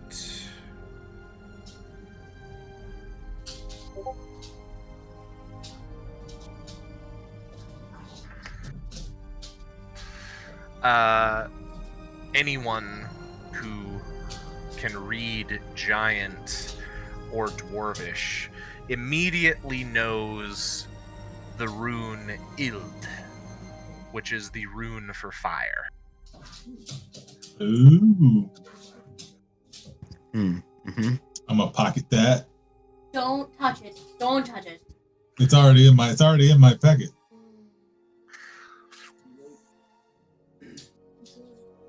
I just made Ominda Lando Calrissian. It's canon now. It's already in my packet, baby. Does anything happen when he puts it in his pocket? You watch as he just picks it up and stuffs it in his pocket. Amanda, you're like making a little joke about it. A few seconds go by and you realize that really fucking hurt your fingers when you touched it. Like it singed you a little bit. Oh, but once it's like in my pocket, it doesn't really do. It doesn't seem to be catching anything on fire in your pocket, but your fingertips, it was a little hot. Hey, it passes the test. The other stuff, however, I will turn to the group and be like, well, we got here a seven gemmed necklace, and over on this side we've got this here vial with this virulent liquid on the inside. I don't really know what we're gonna do with it, but how big is the chest? It's I mean, it's not super big. Maybe. Is it like one of these? Yeah, it's a little thing. I think we just take the chest with us. How clean is it in here? I mean, there hasn't been a lot of dust moving around. All of the, I mean, you guys, because we're underwater, right? Yeah. So Yeah. I mean, and the more you guys are down here, the more you realize, oh, there is a limited amount of air, and we are breathing it. So, yeah, you guys aren't. Yeah. All right, I'll take it. All right. Clamps it closed. Checks that lock, and he'll strap it to his back. I don't think he has anything to strap it with. Actually, all the ropes tied down. He's gonna hold on to it. All his might. Well, I think we're starting. We're out of a little air here. I can breathe underwater, but We can't. I will grab Ewan's hand and go back into the water. Okay. And use the rope to pull us back up to the top. The visage of the fire giant general stares at the three of you as you dive back into the water and return within a minute or so back up to the surface. Ooh. Can I, before I hop into the water? No, because I can't do it. Never mind. Because it'll ruin the light over with the people. Dang. I was gonna cast light on the statue. See. I see. Yeah, within just a couple of minutes, you guys make it to the surface of the water. The surface is beginning to freeze again, so as you get up, you do have to push through a thin layer of ice. And it does get it's strange to go from it being so borderline hot to swimming upwards, and it just keeps getting colder and colder until eventually you break the surface and it's like, oh yeah, it's fucking cold out here. Cold. It's cold. All right, well, let's move quick back to this. Move quick. Ophalon and Juniper, you guys are up next to the cart. You see 3 individuals surface and begin to pull themselves out of the water. With looks like a medium-sized chest. Yeah. As he... Looks like the 3 of your friends have made it back safely. They found a pirate ship. Juniper, you wanted to talk to Lady Rhiannon. We can do that while these 3 are making their way back across the water, or the ice. After putting on their clothes, their dry clothes. Ewan's gonna gust himself dry. There you go. Lady Rhiannon, can I talk to you for a minute? Of course. What can I do for you? Still just processing what happened to me a few days ago. It's understandable. What,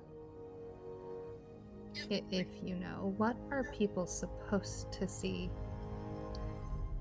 when they die around here? Well,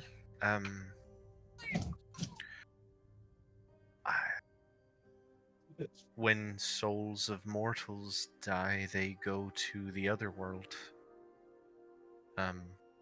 It's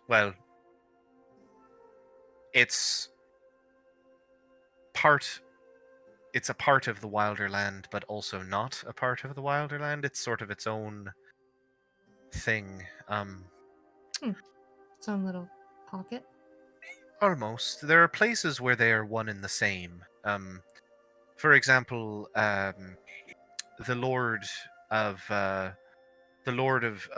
Otherworld is known as the Aran, and he is sort of the king of that space. His court is simultaneously within the Otherworld and the Wilder. It is considered both. The denizens of the Wilderland can go there and visit him. They do not have to be dead, but also souls are free to walk to his palace and to interact with him there as well. But usually those that come to an end, they find themselves there, and it can be different depending. There's a difference for, say, people that live towards the coast. They go to a version of the Otherworld that's known as Fiddler's Green. It's sort of from what I understand, a charming, calm coastline where the fishing is always good. That sounds lovely.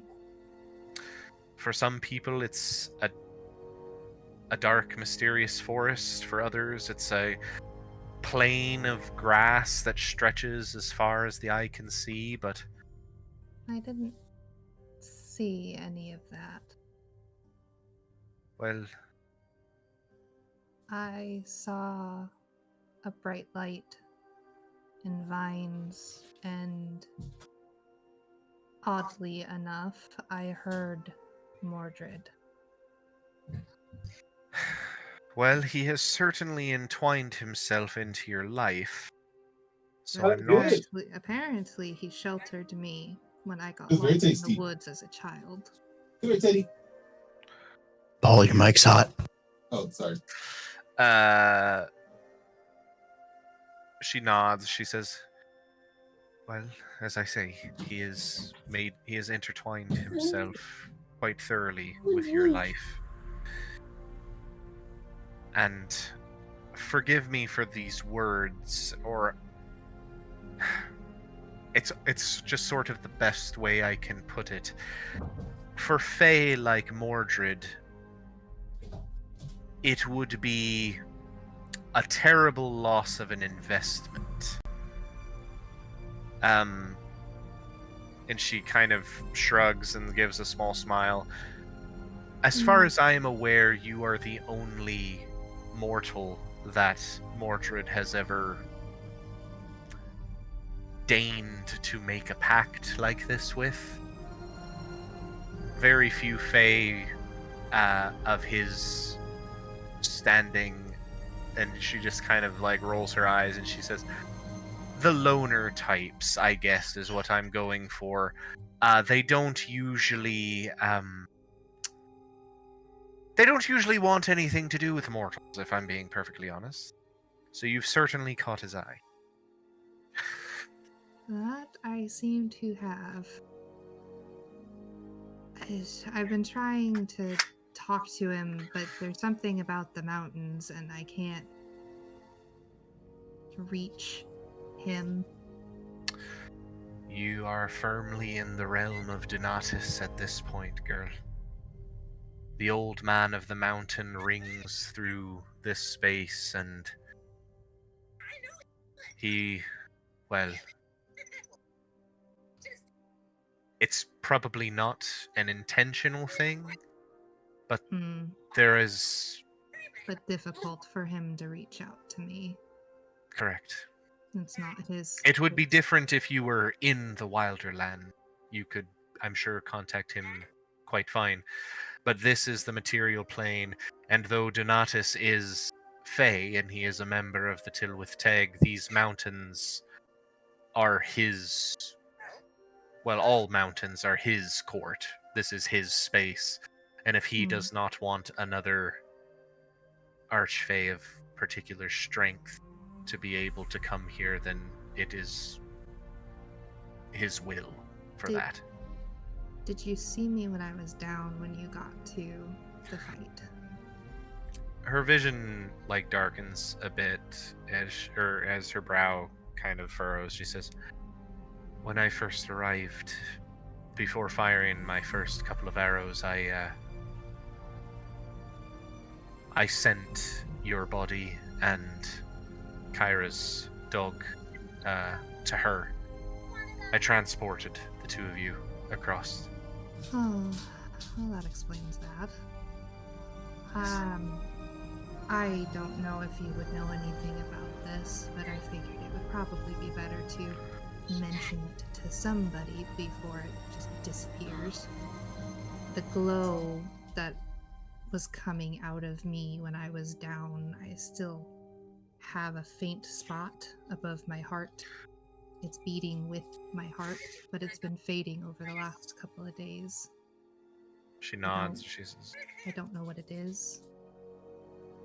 She nods. She kind of looks you up and down. She says, "I'm not my sister.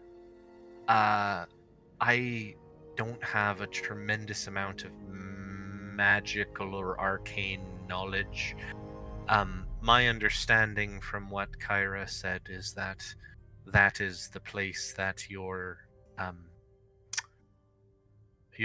companion touched was unmade, and you were brought back to life. So,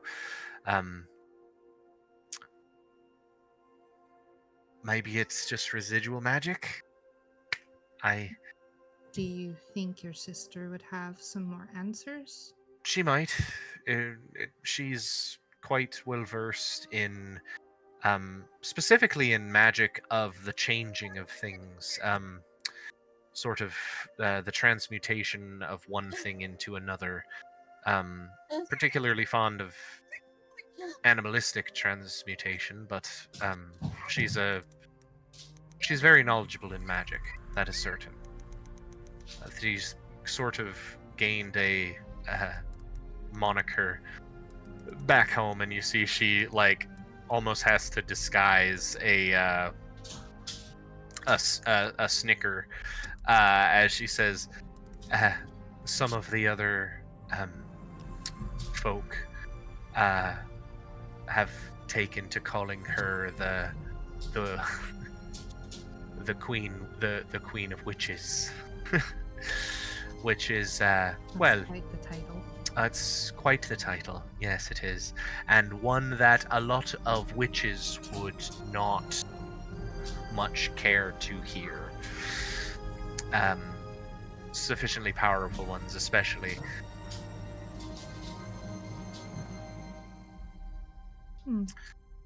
Thank you for talking to me.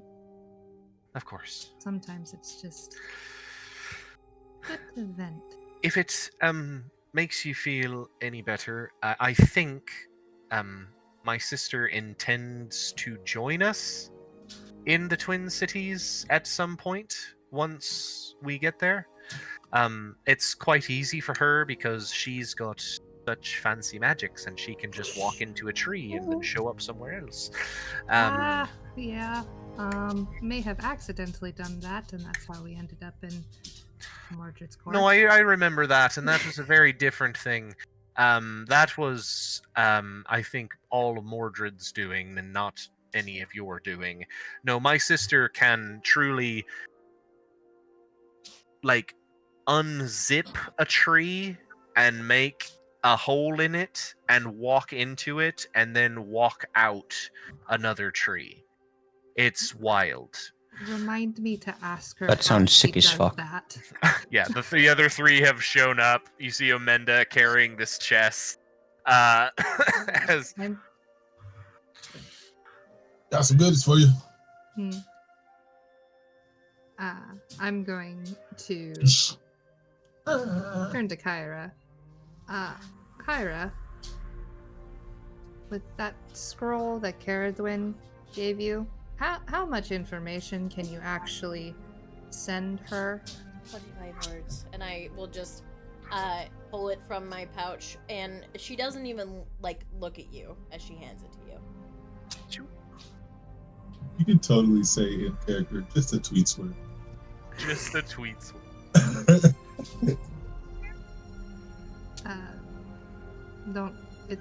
She gave it to you. Wouldn't you rather write it? I don't care.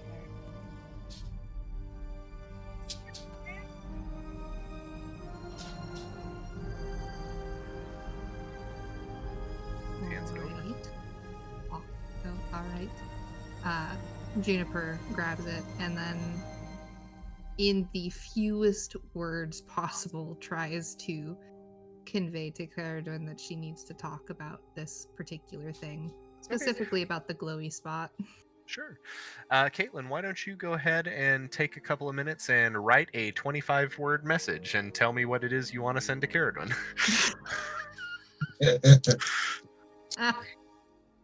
Read that tweet. Scope that tweet. Oh, come on, we do this Mighty Nine style. She's got to count the words out on her fingers as she goes. Yeah, but this is a scroll of sending, not a spoken word sending. You have That's to write fair. it down. Can I have a few minutes to think about it? Yeah, absolutely. Might You not just- be until the end of the session. No, just take I've been your writing, time. but Just, you still ain't you calling. literally just message me whatever you want to send to her, and I will Okay. send it back to her. That's totally fine. Okay.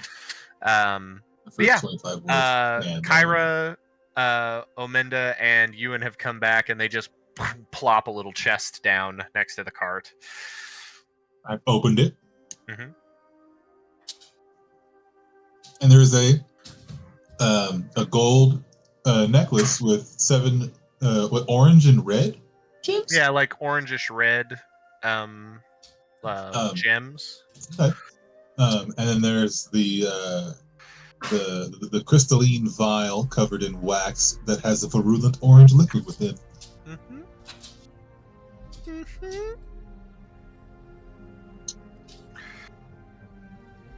Anybody wants to take a look at these? More than welcome to.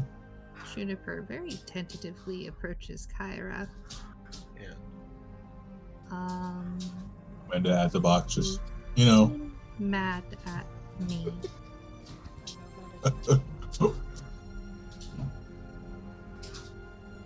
Can we talk?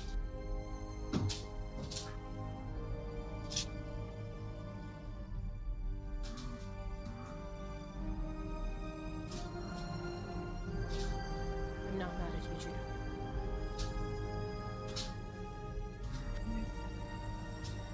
Okay, but something's clearly bothering you.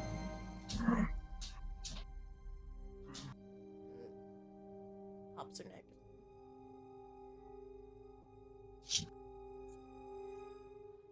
I...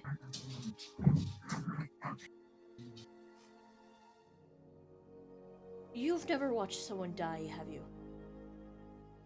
Not that I can remember. Actually, no, that's not true. My caretaker, Bronwyn, I watched her die in her sleep. That's peaceful.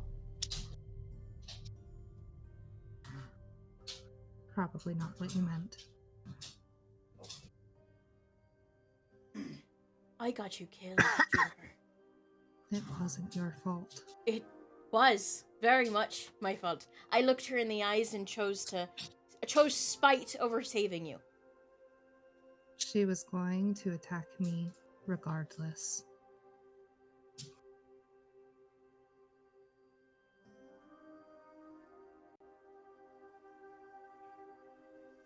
It's fine either way.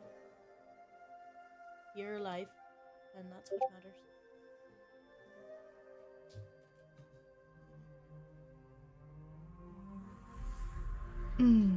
Juniper hands,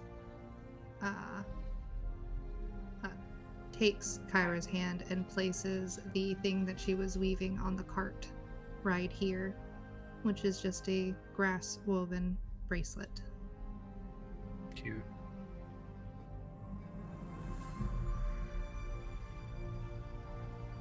I understand that what happened was scary, and I'm still reeling from it. But you and the rest of these oddballs in our traveling group are the closest thing to a family I've ever had. I don't know what I would do without you, either. And Juniper just goes back to the cart.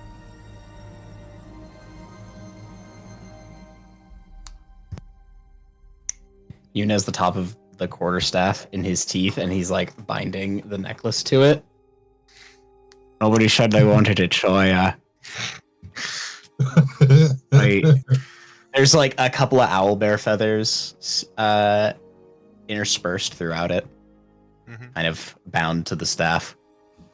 The staff was too bare. It needed stuff. This looks like a good thing to put on the end of a stick.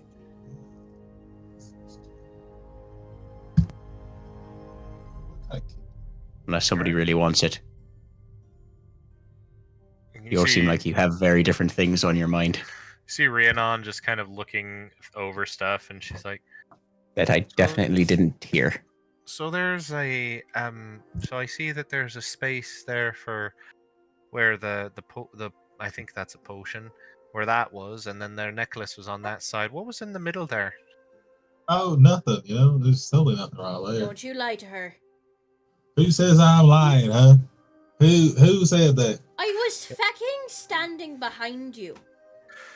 Make a deception check, Amanda. I have an 11 to that. That's 29. She rolled so high and probably still isn't gonna beat you.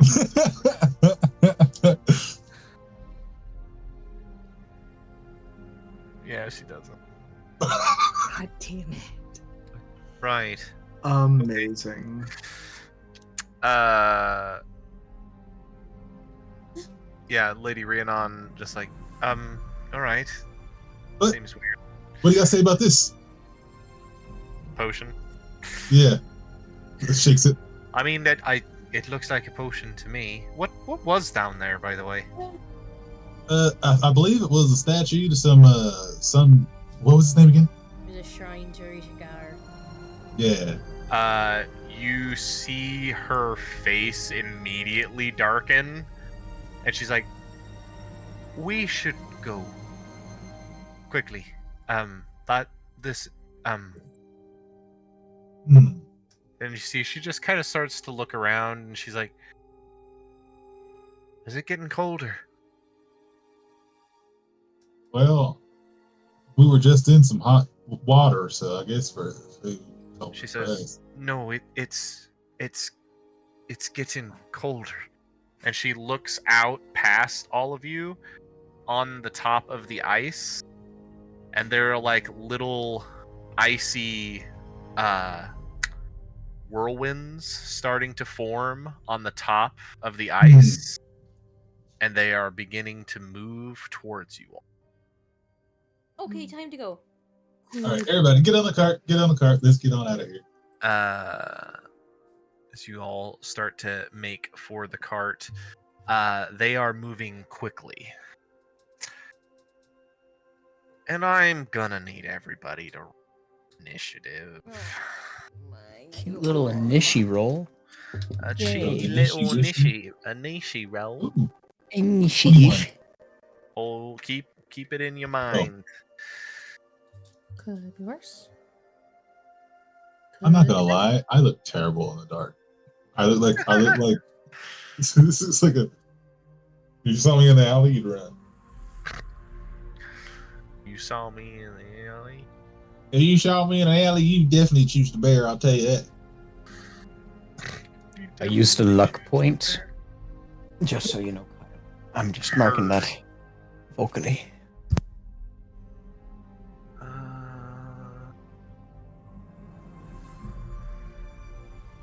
Really? This is odd.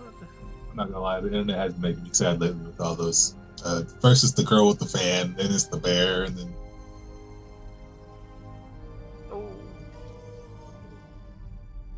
No, my stuff. no, my boy. Oh, No. my boy. Your stuff. Okay.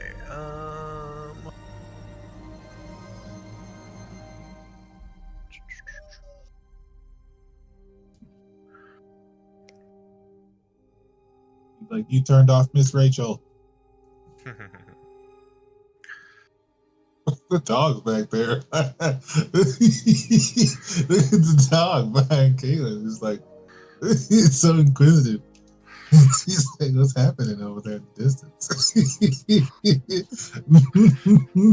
What's going on over there? Oh, Kyle, this feels like an appropriate time to ask you. Fourth level monk has the optional feature quickened healing. And I just checked them all at the beginning of the campaign. Is that one okay, or should I pull her Optional off? features are all available as long as you feel it would make sense for your character. Okay. After getting our asses beat like that, I feel like getting quickened healing makes a little sense.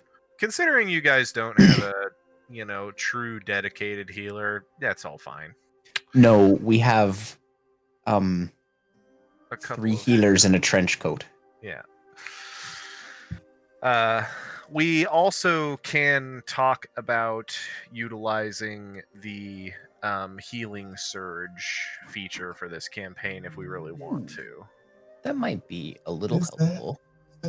Uh, It lets you use an action to burn. I think it's a certain number of your hit dice. I think it's like mhm. proficiency bonus or con mod. Yeah, I you don't can remember actually or up to half, Yeah, right? you can actually burn your hit dice during battle instead of having to wait Okay. until a short rest.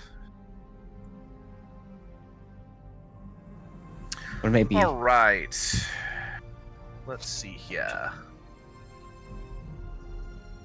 Gonna do that. That. And now we're going over here.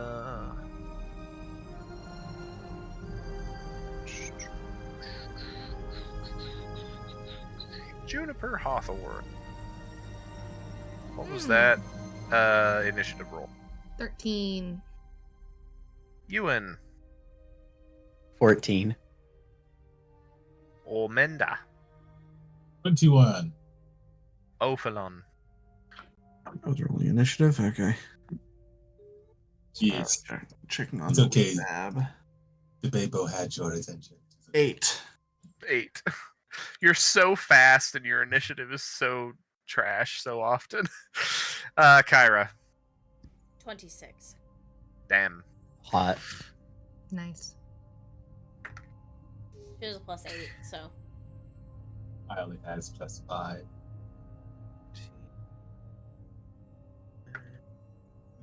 Oh, Jesus If Christ. I take Cheese Celeste, and rice. +9. Has that deific figure does not exist in this world? Very correct. Cool. Gonna do that. As you all are headed towards the cart, it's like a cold wind is beginning to come at you, and you see these shapes getting closer at you across, and you see at least 4 small, wicked, like winged forms with long noses and pointed chins, and like bat-like wings, but they seem to be made of ice and the cold air. And then you also see just a little ways behind them a let's see.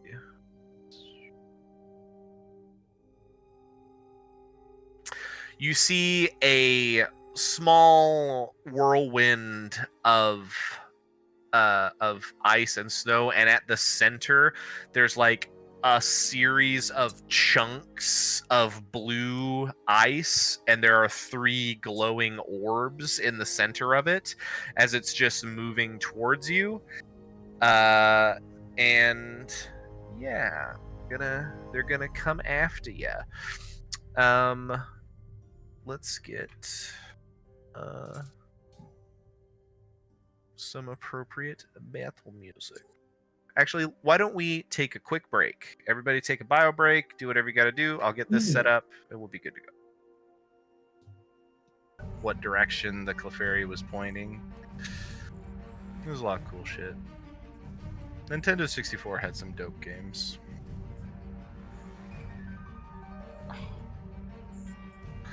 Where are the parents? It is 10 o'clock.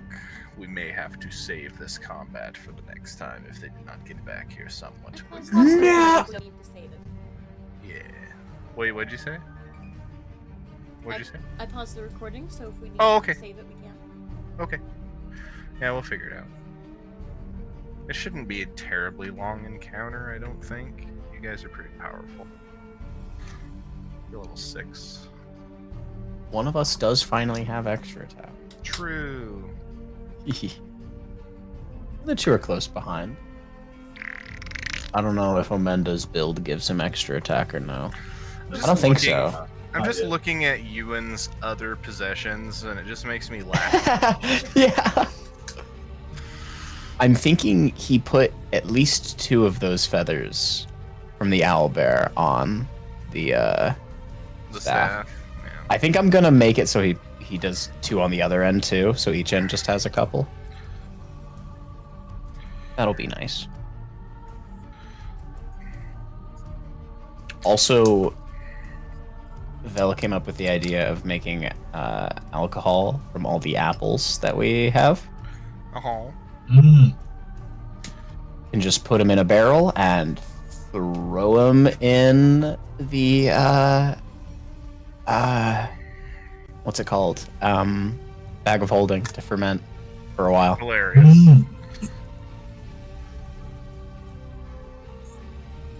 This fermentation is an anaerobic process, right? I'm gonna look that one up.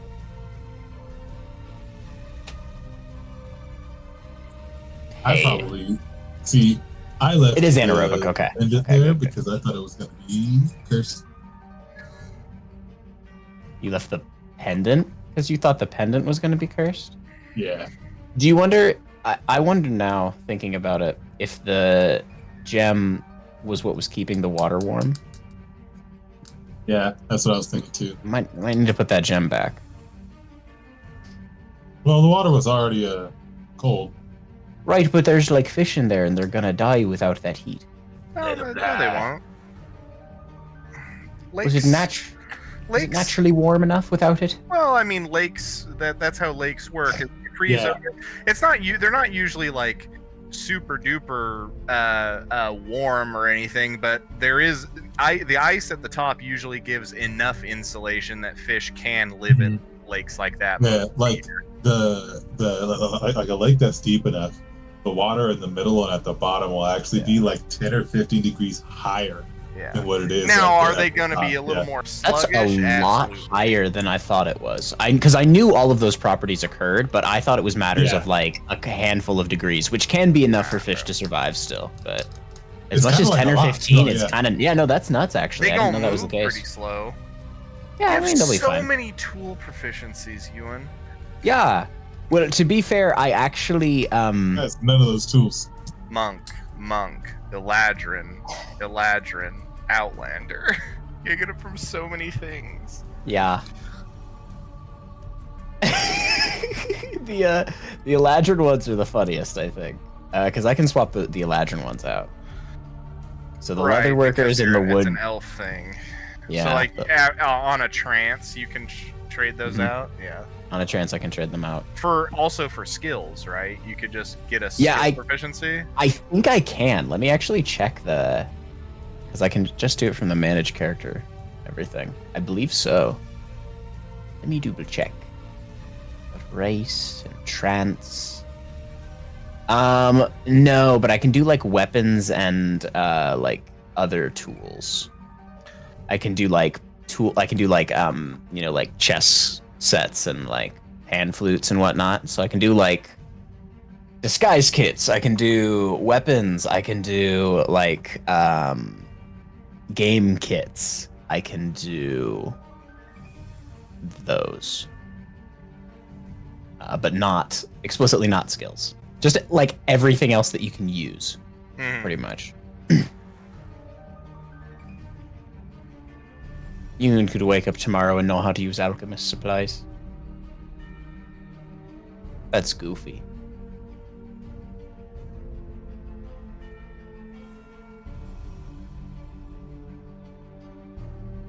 The other thing that's really neat about trances is that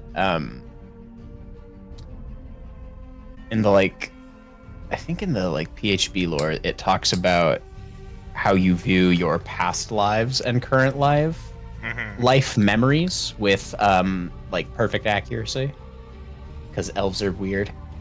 Yeah. But I mean, it's from your Elves are indeed perspective, weird. so it would be to whatever limitations your own perceptions provided in the instances. But I've been thinking about that to explore some of the questions that you've provided. Also, welcome back, Travis. How's Evie doing? She's still crying. Caitlin and I determined that it looked like her two front teeth on the top might be coming in. Ooh, So, girlie's teething. It's likely that she's teething. I gave her a couple ounces of milk with a requisite amount of A little whiskey in them gums. Tylenol. And she drank it all.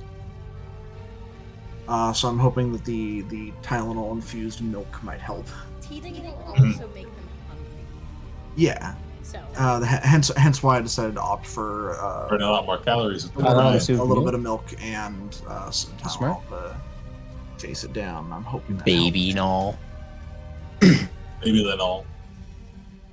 helps. I was- Caitlin is using the restroom, and But she's the out. baby She's was gonna get in a bit. key. We were discussing the hilarity of the other items in Ewan's inventory, like the ones that are typed out. Yeah.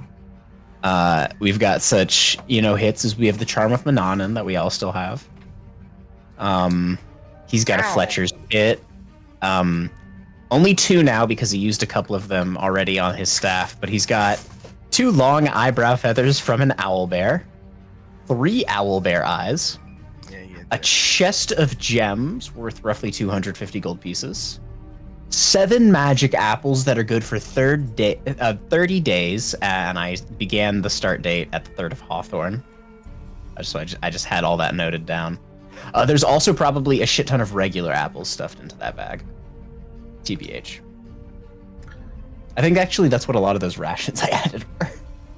That sounds about right.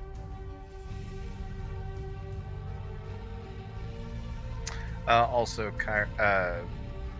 Valerie, for the purposes of timekeeping, the events of today's session have taken place on the 5th of Hawthorne.